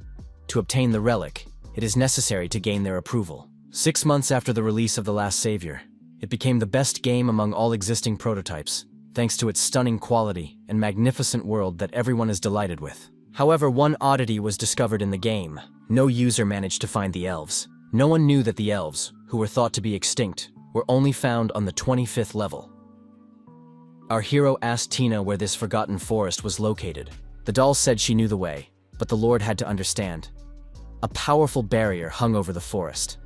It would have to be neutralized first. 800 years ago, the spellcasting king had personally set up this barrier. But his descendant had to deal with it. Kim Jong-hoon thought that he had the skill to unlock it. It was worth a try. However, first he needed to visit Drek, because he had asked to be found after reaching level 25. Drek said he would gladly share the information. According to the records left by the spellcasting king, a special blade was needed to overcome the barriers of the Forgotten Forest. Drek handed our hero a blueprint for creating the spellbreaker and a magical solvent. Our hero thought that as soon as the room upgrade was complete, he could get down to business. All conditions for the room upgrade have been met. The room will be upgraded to the second level. Kim Jong-hoon received a notification that the upgrade was complete. By workforce, they meant rodents. If you give them a moderate amount of work, they will figure out what to produce and how to do it themselves. This is very convenient. The system reported that the gardens and mines are not currently being developed. The protagonist realized that production sites are limited. Kang Jin-ho was surprised. Since when did the room administrator become the manager of the workers? Management can be carried out through the administrator. The current administrator is the supreme heavenly demon. Kim Jong-hoon said that this was much better than if he had been put in charge. Kang Jin-ho replied that it didn't matter. He didn't do anything anyway except edit videos. The heavenly demon asked if it was time for the player to go to the workshop. Kim Jong-hoon reminded him that they still had to break the barrier. He also wanted to see if he could create a radar. Carp added that while he was away, Kang Jin-ho should keep an eye on everything. The heavenly demon assured him that everything would be fine. Kim Jong-hoon noticed that the magic solution supplies had been replenished, and the iron ingots had changed. This was a reward for upgrading the room to the second level. Our hero added Charm Destroyer to the processing using the magic inventory skill. Kim Jong-hoon picked up the hammer and said he was ready to start production. Tina pointed the way, riding on top of Chernish. She solemnly declared that, putting her brilliance on the line, she would safely deliver the Lord to his destination. Kim Jong-hoon guessed that they had gone far east of the beginning of the sea forest. There were no users or monsters to be seen here. Could it be that elves really lived here? Tina said they had arrived. Before them was the door leading to the elven settlement. Kim Jong-hoon determined that a perception barrier had been set up around the tree. He couldn't see the door. Tina told Lord to look under his feet. Kim Jong-hoon saw something resembling a dog hole beneath him. Tina explained that this was the passage to their destination. She added that the spellcasting king had entered using a miniaturization spell. Had the spellcasting lord not yet mastered it? Under the influence of external magic, Kim Jong-hoon began to shrink. He shouted that this was too much. Kang Jin-ho said that many people like such details. Kim Jong-hoon replied that it was easy to say when you were just a ghost. Our hero was pleased that the deeper they went, the wider the space became. Fireflies were flying around, and the atmosphere was quite pleasant. After a while, the protagonist found himself in the Forgotten Forest. The young man looked at the map and saw that it didn't show anything. Tina said that right in front of the Lord there was a barrier controlling access to the settlement. Kim Jong-hoon asked if she meant a barrier. This place was clearly not welcoming to strangers. Kang Jin-ho was surprised. Was Karp really not going to use the unlock skill? Kim Jong-hoon replied that there was no need to rush. The skill could only be activated when he wanted it to be, and he didn't know how large the area of effect was. What if he used it incorrectly and everything inside the barrier was destroyed? The system reported that all the elven houses had been blown up, and the quest had failed. Kang Jin-ho suggested that the player would have to say goodbye to the elves' friendship forever. Inventory. Spellbreaker. It was a dagger capable of dispelling all magical effects on the target it pierced. Our hero, dagger in hand, said he would do things the old-fashioned way. Kim Jong-hoon made an incision and thought that there should be no problems. But why did the air inside seem fresher? The young man suggested that they should now move to the elven settlement. Did Tina know the way? The girl said that the interior of the Forgotten Forest distorts mana, so the homunculus's sensitivity is significantly reduced here. She apologized for not being able to help. Kang Jin-ho was surprised. Why was Karpe so relaxed even though he had no idea where to go? Kim Jong-hoon replied that at times like this, players like him usually don't need to search for anything. Suddenly, our hero was stopped. It was the elves. Many arrows were stuck in the ground in front of the young man. An armed elf said she didn't know how the man had overcome the barrier. But if he took another step forward, the next arrow would fly into his head. He had to turn around and leave. Kim Jong-hoon apologized for his sudden visit and assured them that he had no evil intentions. The elf said that his intentions were irrelevant. The only way to prove that he was not an enemy was to leave. Our hero had no intention of leaving just because he was told to. In that case, it would not have been worth starting in the first place. Kim Jong-hoon decided to try to change their minds. Suddenly, Tina recognized the elf and addressed her by name, Crows, noting that they hadn't seen each other in many years. The elf also recognized Mrs. Statinia. 800 years had passed since their last meeting. Crows said she had missed Mrs. Statinia very much. Kim Jong-hoon realized that these girls knew each other and felt relieved. Crows asked who the man with her was. Statinia replied that she had completely forgotten to introduce him. He was the one who carried out the will of the spellcasting king and was her master. Crows bowed her head and apologized. She had not recognized the benefactor of the settlement. Kim Jong-hoon was surprised. Why was he called that? Crows suggested that Lady Tina had not yet told him anything. 800 years ago, their tribe had received tremendous help from the Spell King. Even after so many years, many still remembered this. Crows asked if they had come for the artifact left by the spell-casting king. The elf offered to take them to the queen, who would be delighted to welcome such guests. Kim Jong-hoon thought that everything was turning out to be much easier than he had expected. Perhaps the search for relics would indeed be easy. The elf queen asked what would happen if she didn't want to give up the relic. Indeed, the relic had been left here by the spell-casting king about 800 years ago. The queen asked why she should give this relic to a human. The protagonist was upset. Why did he think it would be so easy? Kim Jong-hoon asked Queen Eltair, "Isn't it normal to return something entrusted to you to the person who came for it?" The queen said that he was quite articulate, since he had started talking about norms. But do people use the words entrust and transfer as synonyms?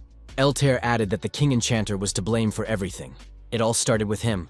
The one who had been missing for 20 years suddenly appeared out of nowhere and destroyed the barrier around their settlement. Then the king threw a magical relic into their village and left, saying that his descendant would come for it. Whether to give it to him or not was up to them to decide. After his visit, monsters began attacking the settlement, wanting to get their hands on the relic. Does anyone know how much the security budget has grown over the last 800 years because of this gift? In fact, he is not a spellcasting king, but a king who creates problems. Eltair added that all he knew how to do was complicate the lives of others. Kim Jong-hoon said he was ready to take responsibility for the actions of the spellcasting king. The queen thought, "This man really does feel a sense of responsibility. There is a reason why Statinia follows him." Eltair said that she only needed one thing: labor. Beetles that suck tree sap live in the vicinity of the settlement. Although they deplete the trees, they are not dangerous in themselves. These beetles are large, but quite weak. It would be easy for the descendant of the spellcasting king to deal with them. Kim Jong-hoon was delighted. He had been given an easy quest. The queen said she had a conscience. Therefore, the young man just needed to catch 800 beetles. The system reported that the player had accepted the quest, Eradication of Tree Sap-Sucking Beetles. The queen said she would assign an escort to the young man. Cyrus would take the descendant of the spellcasting king to the forest. Eltair added that while the man was catching bugs, she would like to talk to Tina. Wasn't it time to free her soul from the burdens accumulated over 800 years? Tina thanked the queen for the offer but declined. She would not allow her lord to go on a mission alone. Kim Jong-un told Tina not to worry and asked her to have a good time with the queen. Cyrus informed the king's descendant that they had arrived. The creatures attached to the tree bark were the target of the mission. It was their breeding season, and they needed a lot of nutrients, which prevented the trees from bearing fruit. The king's descendant needed to get rid of them. Kim Jong-un thought that if Tina wasn't around, he should ask Chernish for help. But Chernish had been bribed with top-quality acorns from the queen. Our hero said that raising children is a thankless task, and Chernish did not follow him. Kim Jong-un, for research purposes, approached the sap-sucking beetle. The protagonist delivered a sharp and crushing blow with his fist. The system reported that the tree sap-sucking beetle had been destroyed. Cyrus said that these beetles were resistant to blows because of their thick shells. But humans don't use magic, do they? Kim Jong-un replied that he did not use magic. After all, he must not harm the trees. Cyrus thought that this man had even considered such a nuance. He could rightly be called the descendant of the spellcasting king. After a while, our hero said that he had just gotten rid of 40 of them. Why do they give such a lot of experience? That's amazing. Kang Jin-ho thought that Carpe was the only user currently in the forest. He didn't need to compete with other users to eliminate mobs. Besides, there are a lot of monsters that die from a single blow here. This is the best hunting ground for leveling up. Kang Jin-ho thought that this guy was currently leveling up with maximum efficiency. Level 130 Hunting Grounds, White Mountain. Gunter Lowell, a member of the North American 10th Guild's son, took first place in the rankings. The hunter said that even the Yeti had been dealt with. But this time too, not a single ice crystal had dropped. Kite said that Gunter had done a great job anyway. Gunter said that the girl must be bored waiting for him all the time. Maybe she would take up the challenge too. Kite replied that she didn't want to. Gunter knew that her profession was completely ineffective in the snowy mountains. Gunter noted that since the video was uploaded, there wasn't a guild that didn't want to recruit him. Finally, someone interesting had appeared in PC. Gunther said he was looking forward to what the future held for them. The Mammonism Guild office. The leader said that according to his observations, Kwak Mu Shin had once again gotten himself into trouble. That little rat still hadn't been caught. The assistant said he had nothing more to report to the head. However, he wanted to note that he had indeed reached a dead end, because he couldn't glean much information from the videos on the channel he runs.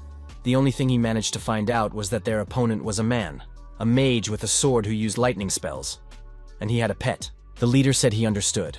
Manager Kwak should try to find him again, and as soon as he finds him, he should immediately recruit him into the guild. The leader noted that the guild's image had suffered greatly due to the coin fraud.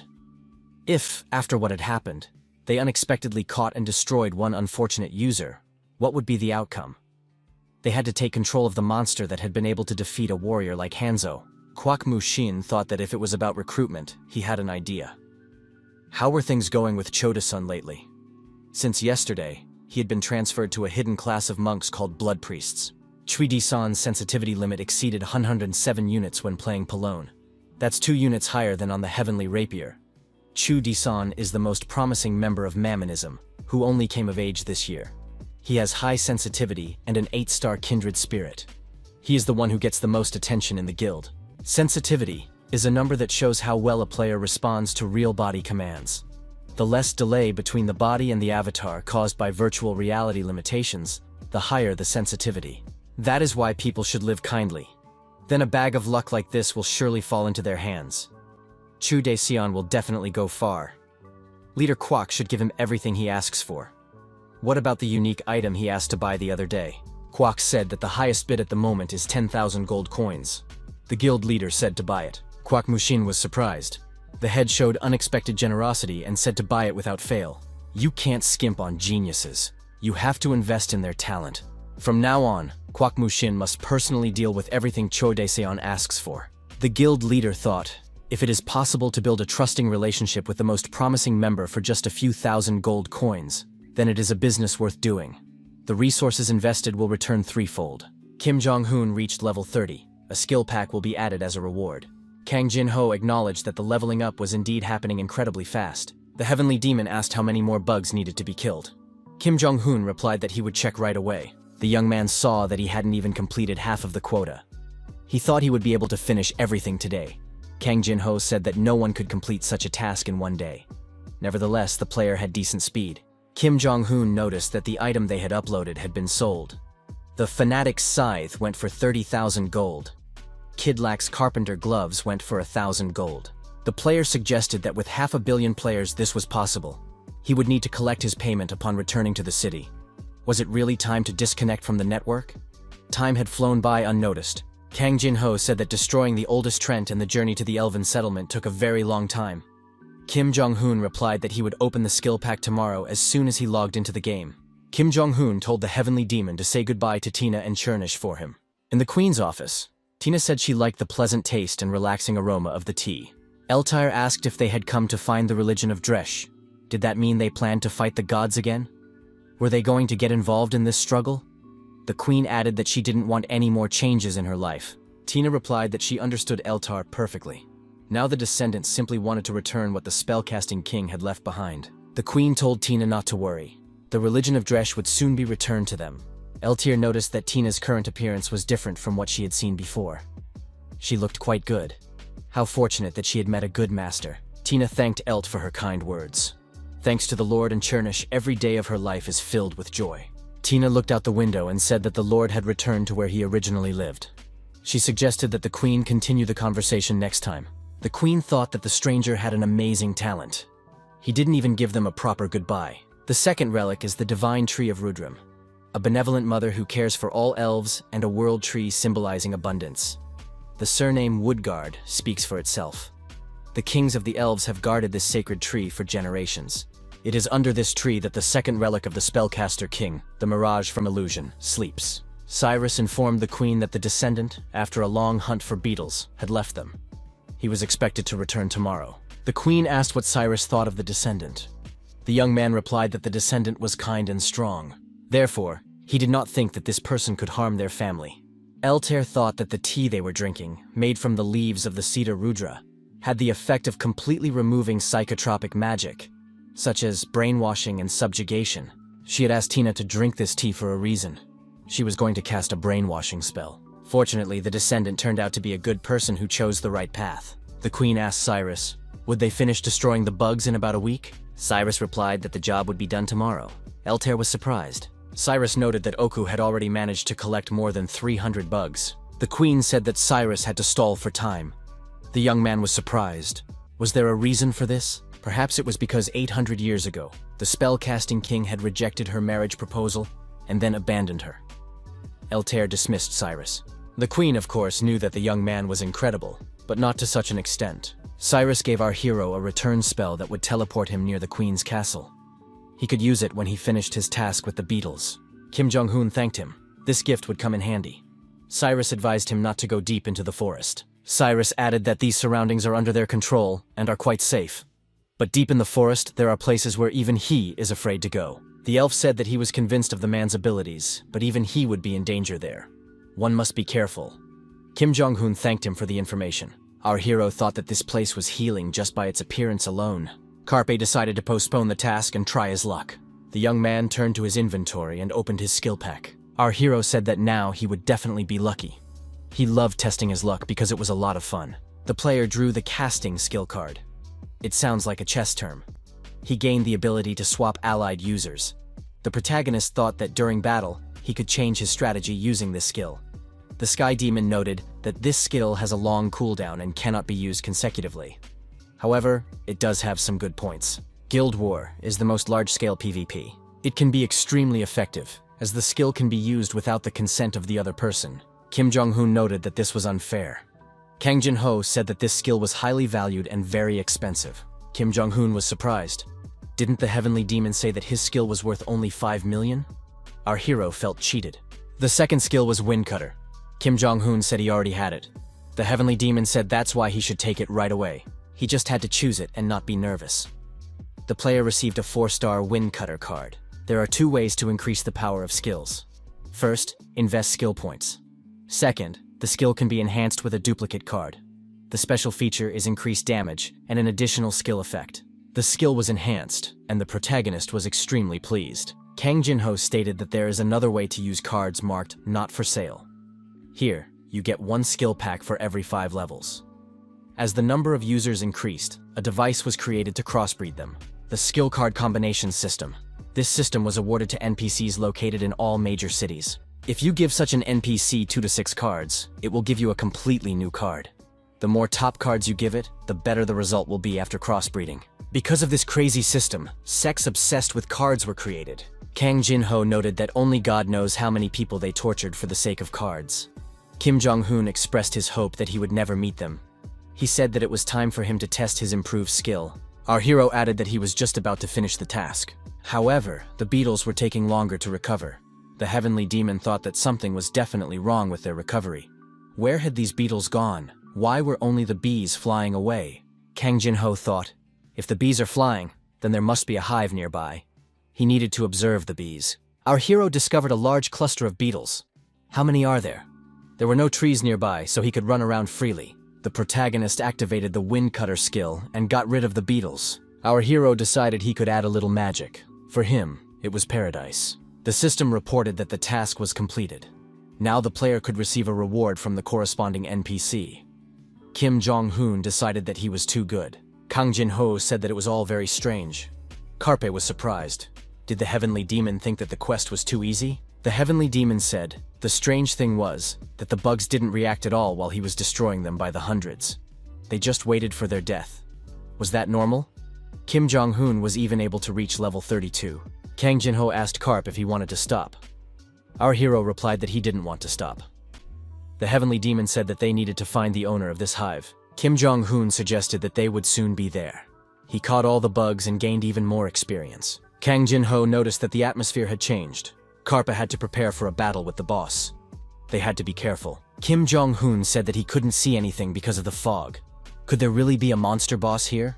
In this game, if the player does not cast spells aloud, the skill's power is reduced by 50%. In fact, this greatly affects the gameplay, especially when fighting against another player. Kim Jong-hoon thought he had no other choice but to act stealthily. He had to use the wind cutter. Kim Jong-hoon saw that the boss was a mantis. The young man thought that there must be another boss here. What is a mantis doing here? There was an encounter with the event monster Fragment of Catastrophe. Kim Jong-hoon noticed that its name was completely red. Kang Jin-ho noted that the difference in levels was more than 35. The protagonist activated the dragon's eyes. After studying the characteristics, our hero said that this boss had 3 skills with 8 stars. Kang Jin-ho said that Carpe would not defeat this boss. It would be better for them to leave now. The system reported that the catastrophe fragment had detected the player. The catastrophe fragment used mental domination on the player. The mental barrier was activated. All mental attacks were cancelled. Kim Jong-hoon said that he now had a chance to win. The heavenly demon said that there was a small problem. Did Carpe remember what the dragon's eye did? Kim Jong-hoon was frightened. Did this opponent really have skills above 8 stars? Kim Jong-hoon noticed that a blizzard had appeared. Could it be that the boss was angry with him? The blizzard wasn't a scary skill, but his health was constantly dropping. The strongest 9-star skill was the ice squall. Kim Jong-hoon noticed that his feet were freezing, and now he couldn't even run away. The player had entered the area of effect of the 9-star skill, permafrost. Kim Jong-hoon realized that he could die, so he turned to his inventory. The protagonist grabbed the teleport and activated the movement to the specified point. Now our hero could catch his breath. He thought he was definitely going to die. Kang Jin-ho noted that they had returned to the village, which meant that he would live a little longer. Kim Jong-hoon lost for the first time, and most likely, it would hit him hard. Kim Jong-hoon told the heavenly demon that he was fine and that he liked everything. Our hero declared that he would definitely return there. Kang Jin-ho couldn't understand this guy. Kim Jong-hoon suggested that the heavenly demon understood what had happened and told him to tell everything. A girl approached our hero and said she would answer all his questions. The young people looked back. Queen Eltair asked why he was standing there. Was he talking to the air? Kim Jong-hoon said he didn't expect to see the queen here. Eltair said that he couldn't be so reckless, even though he was the king's successor. He had to follow her. Eltair added that first of all, she would pay for the work done. The player completed the quest fighting the beetles. Now the player can receive quests in the elf village. The queen said that this box now belongs to the heir. Inside the box was Dage's bracelet. The bracelet is made by weaving Neja's grass, which only grows near the world tree Rudram. The item possesses powerful life energy and provides vitality to its owner. Kim Jong-hoon thought that now he would be able to hunt using this bracelet. If you use a good item for self-healing, you can hunt endlessly without using potions. The queen said that at first she was going to give him an elven bow as a reward, but then she realized that the young man didn't need it. Kim Jong-hoon replied that he would definitely find a use for it. The queen suggested returning to the main topic. After all, the successor had stumbled upon a fragment of the catastrophe, hadn't he? Kim Jong-un admitted that while fighting the bugs, he had gone a little further than he should have and saw it there. It was very powerful. The Queen called it a miracle that the young man had returned alive. What the successor had encountered was only a fragment. The full name of this catastrophe was the Lost Sea. The Lost Sea consists of 4 disasters. Records of them were discovered in ancient times.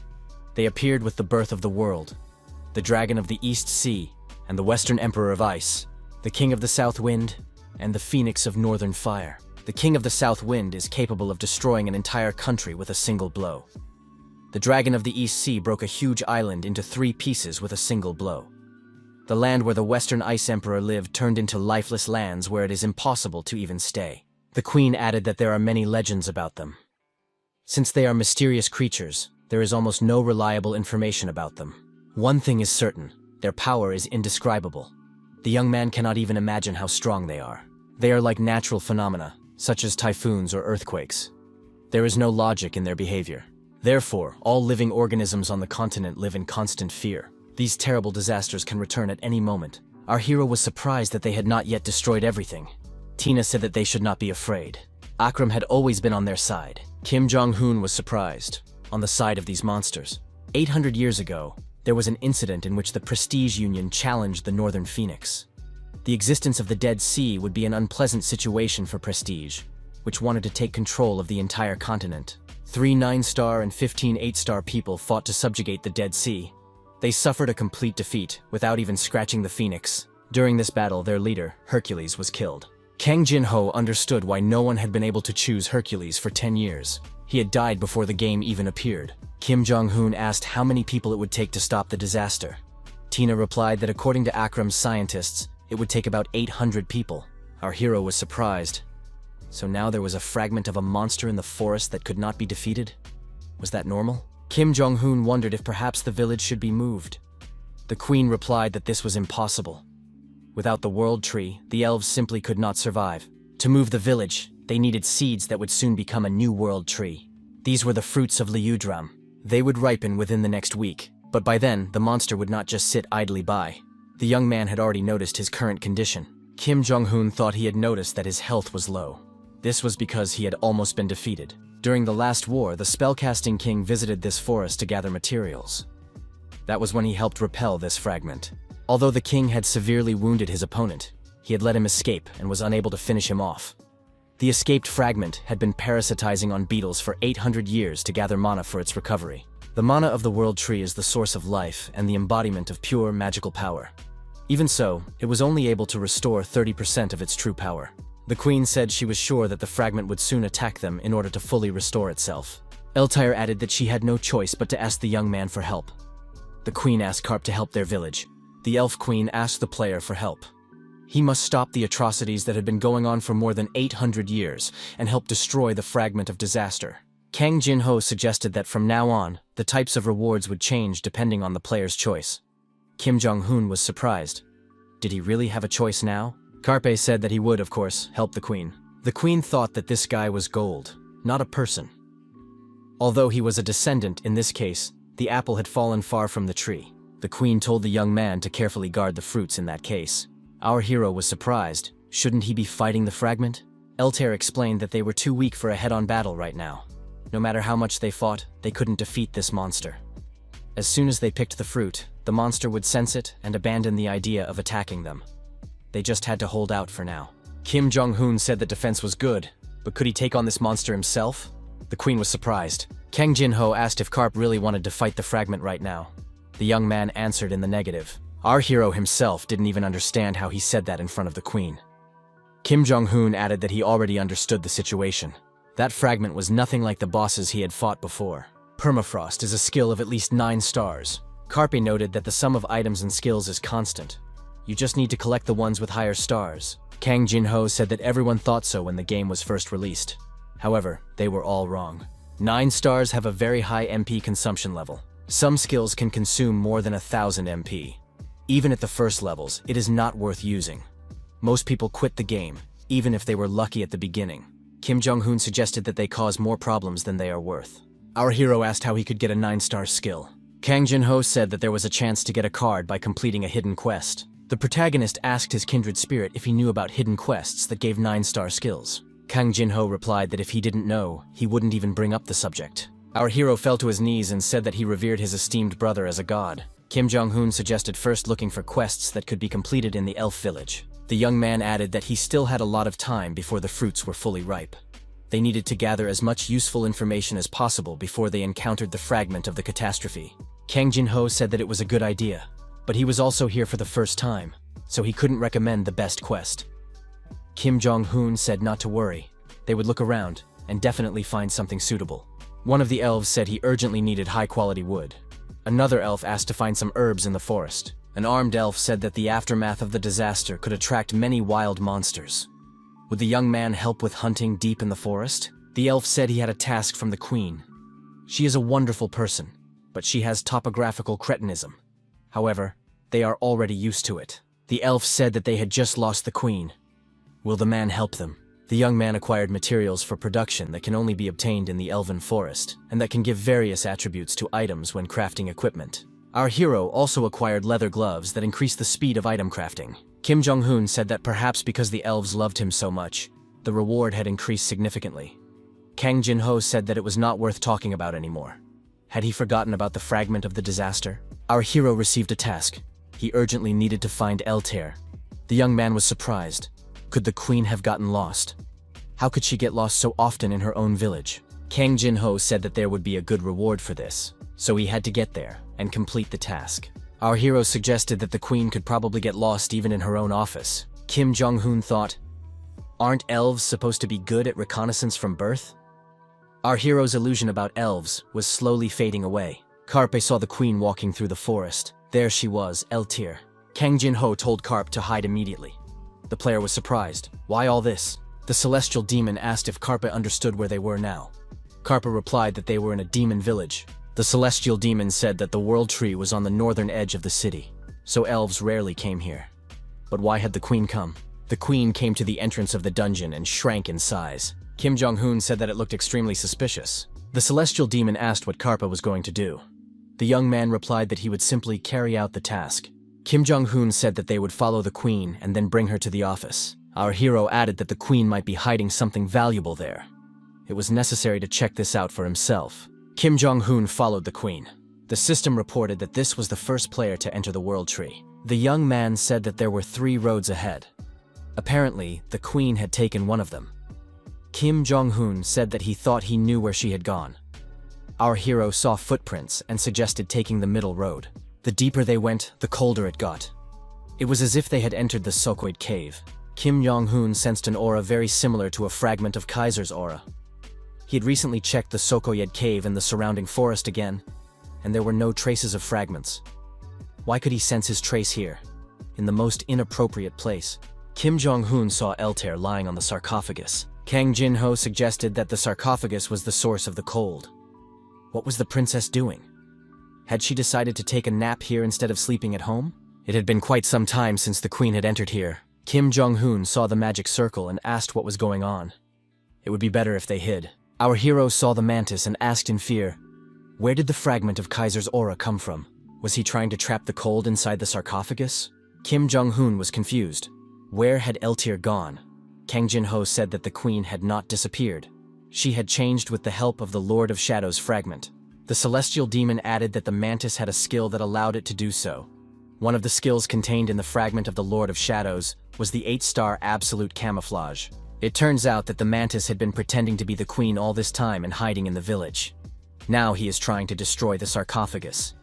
Kang Jin-ho said that it's not that simple.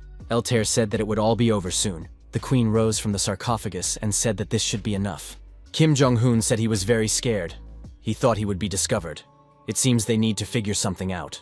A fragment of the Shadow Lord took the form of the queen. Mantis tried to destroy the sarcophagus, then took the form of Eltair again and suddenly disappeared.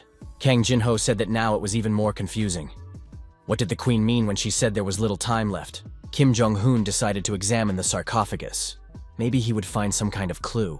Our hero said that a faint chill could still be felt. However, there was not a scratch on the sarcophagus, but the mantis had definitely tried to destroy it. It seemed as if the sarcophagus had been carefully looked after. Kim Jong-hoon said that there was an indentation here exactly like the one on Tina's. The celestial demon said that the seal that fits the sarcophagus must be with Eltir. This means that it is impossible to open it without the queen's permission. The young people decided to try to hide the sarcophagus without the queen's help, using their skills. Our hero activated the unlock skill. He succeeded. But how is this possible? Why is Eltir lying here? What is going on? Kang Jin-ho said he had some ideas, but they needed to get out of there quickly. The Sky Demon said that it was better to focus on the plot event now. There was very little time left before the fruit ripened, about an hour and a half. An alarm sounded in the village. Kang Jin-ho suggested that the shards had begun their attack. Cyrus shouted that monsters were attacking them. It was necessary to gather the children in a safe place and protect them. Crows shouted for the archers and mages to get ready and wait for her signal. The monsters must be counterattacked and destroyed. The elf thought she had gathered all her fighting forces, but they were still insignificant compared to the horde of monsters. It seemed that this fragment had brought all the remaining monsters with it. The queen told crows to calm down. Once she crossed this barrier, the protection of the world tree would no longer be on her side. She had to be careful not to let it take control of her. They just had to hold out in this battle of attrition, and that would be a victory. The queen was curious to see what the descendant of the king of magicians would do. Kim Jong-hoon had his own plan and tricks up his sleeve. Crows ordered the archers to fire to kill. For the village, for their families, for the sacred tree. Don't let anyone through. The archers were to aim at the flyers, and the mages were to defend the fence. Crows wondered, why isn't the mantis moving? Could he be aiming at the world tree? The elf said she would not let that happen, and fired a shot at her opponent. The monster dodged the arrow. The elf wondered, was it a trick? Crows couldn't understand where the queen had gone. Eltir was near the tree at that moment. Eltir said that today everything would end. She had long understood that he was not real among that crowd of monsters. He must appear, a fragment of the Lord of Shadows. Mantis said that this man was not as foolish as the others. Could it be that the man had noticed that he was hiding? Kim Jong-hoon asked why Eltir was so perceptive. At that moment, Kim Jong-hoon, Eltir, and the mantis were standing near the tree. Kim Jong-hoon asked the queen, wasn't it him she called? Eltir said she was addressing the fragment. The praying mantis asked how they dared to joke with him. The eternal frost skill was activated. The queen initiated a flame to avoid freezing. Eltir said that it was still incredible power. Was Carpi okay? Our hero replied that he was fine. But what had happened to Eltir's hand? The queen said that from the young man's eyes and reaction, she could see that he understood everything. Had the master guessed long ago? Kim Jong-hoon replied that he had guessed 2 days ago when he followed Eltir to the world tree. At first, he thought it was a fragment that had taken the form of Eltir. But when he saw the real Eltir at the sarcophagus, he understood everything. If anyone other than the descendant of the King of Magicians tries to take possession of the artifact, it will cease to function. However, the quest to find the artifacts is still active, which means the answer is obvious. The artifact of the King of Magicians has gained its own will and acts independently, just like a mirage. Another artifact of the King of Mages, the Phantom Mirage, was created based on a doppelganger. It exists in an incorporeal form. But when it encounters a specific target, it copies its appearance. Now it is clear that there were plenty of clues from the moment they entered the elf forest. Tina said that the elf forest distorts the flow of magic. Therefore, it would be difficult for a homunculus to navigate it. Kim Jong-hoon said that if he had thought about it more carefully, he would have immediately realized that Eltir was not real. But why did the monster take on Eltir's appearance? The queen said that the details would come later. Right now, the main thing was to stop the enemy. She added that this was the true power of the King of Magicians artifact, the power of his doll. Kim Jong-hoon wondered what was happening this time. Tina explained that the 7 dolls were considered the pinnacle of the King of Magicians' craftsmanship, and that this unusual doppelganger had a special ability. It could take the form of the person its opponent feared most. It turned into an ancient horror. The king said that about 800 years had passed, the end of their protracted enmity. The king possessed only 30% of his former power, but that was more than enough for the monster. The monster declared that it would destroy the ancient horror and attacked the king. Kim Jong-hoon thought that the mirage had changed. The king said that he was just a pathetic worm. The mantis declared that he was no longer what he used to be. However, the king caught him with his bare hands. The king suggested that the wounds the monster had received 800 years ago had not yet healed. An 8-star ice explosion was activated. However, it had no striking effect on the king. Instead, Cataclysm Inferno was activated. Crowds of flames rushed towards the monster. Kim Jong-hoon shouted that the king could now burn down the entire village. Not long ago, she was the queen of the elves. How could she not be ashamed? Tina said that the ancient horror had always cared little about the fate of some small village. The system announced that the player would receive a reward, and his base stats would be increased. Kim Jong-hoon said that this was simply unbelievable. Moreover, it was impossible to even intervene in this battle. What kind of monster was this king of magicians? The king had already used more than 30 skills, and all of them had been upgraded to the maximum level. Tina explained that this was only possible thanks to the gift of heaven that the king possessed. The 9-star skill, Body Marked by Heaven, is an innate skill that doubles the number of skill points gained when leveling up. Kim Jong-hoon thought it was a real cheat and wanted a skill like that too. There were 5 minutes left until the fruit was fully ripe. The king said it was time to finish off this enemy. The absolute stone curse was activated. The petrification magic took effect. The mantis began to turn to stone. Kim Jong-hoon was surprised to see a long scar on the fragment under his armpit. Tina replied that it was a wound inflicted on him by the king of magicians 800 years ago. The wound reopened when it sensed the king's magic. Kim Jong-hoon understood what the king was now counting on. The fruit of Rudram had ripened. In order for the power of the elixir from the fruit of the world tree to be fully revealed, it must be taken within 10 minutes after ripening. It is necessary to protect the fruit under the fragment of the Lord of Shadows. The mantis said that the ancient horror was quite foolish. He was not the only one with a trump card up his sleeve. Kim Jong-hoon saw that the mantis had begun to transform. When he was just a pathetic fragment of chaos, he had no mind of his own. He was just a pathetic puppet acting on someone else's will. He suffered a serious injury and awoke. Who is he? Is his very existence doomed to eternal suffering? 800 years of torment will soon come to an end. Once he obtains this alluring fruit, capable of restoring his body, he will finally achieve perfection. The king thought that by sacrificing size, the mantis had gained incredible speed. But that was all of his magic. The mantis said that he would win in any case. The villain declared that he could feel a powerful life force. This fruit would be his. Kim Jong-hoon entered the arena and asked, "Does the monster really think it will be that easy?" Everyone saw the black squirrel. But when did it manage to climb the tree?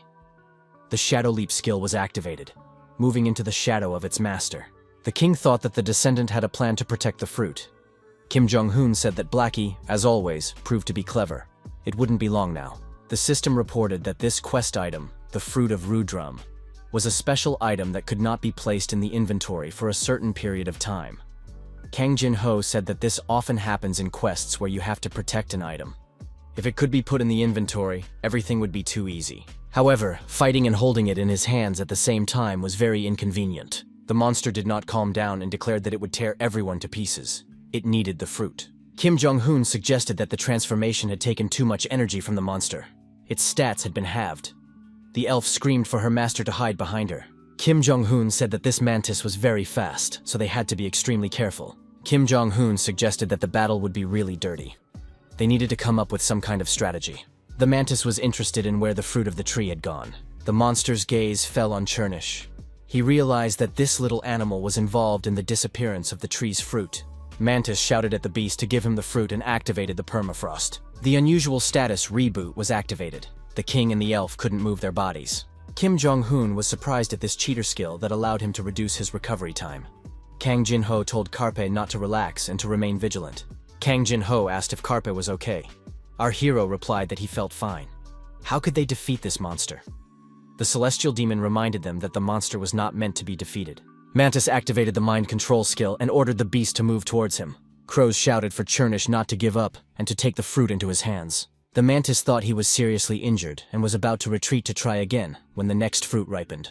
But he didn't think it would be that easy. Finally, he would become perfect. Kim Jong-hoon said that it was not up to this monster to decide when it would all end. The mantis wondered where the squirrel had gone and where this man had come from. Our hero was glad he had learned this. The 5-star skill, Castling, was activated.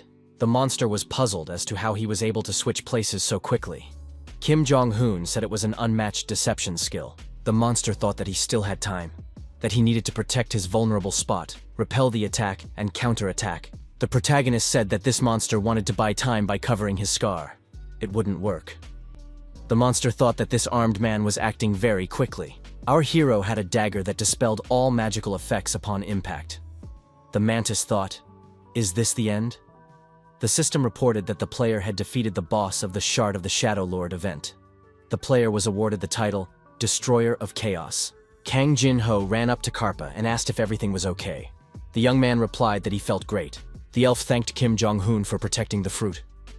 The young man asked the girl what her name was, Eltar or Mirage. Eltar took the fruit and said she wanted to keep it for herself. Chernish was upset. Kim Jong-hoon said he would generously reward the squirrel for this. Kim Jong-hoon told the celestial demon that the main thing was that they had protected the fruit.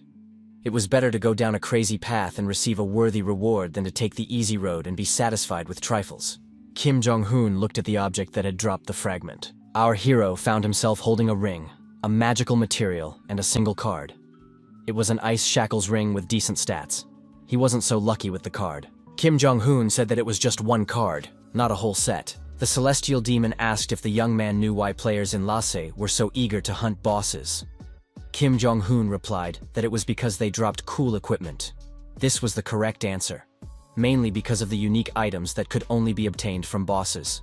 There is another reason: skill chests.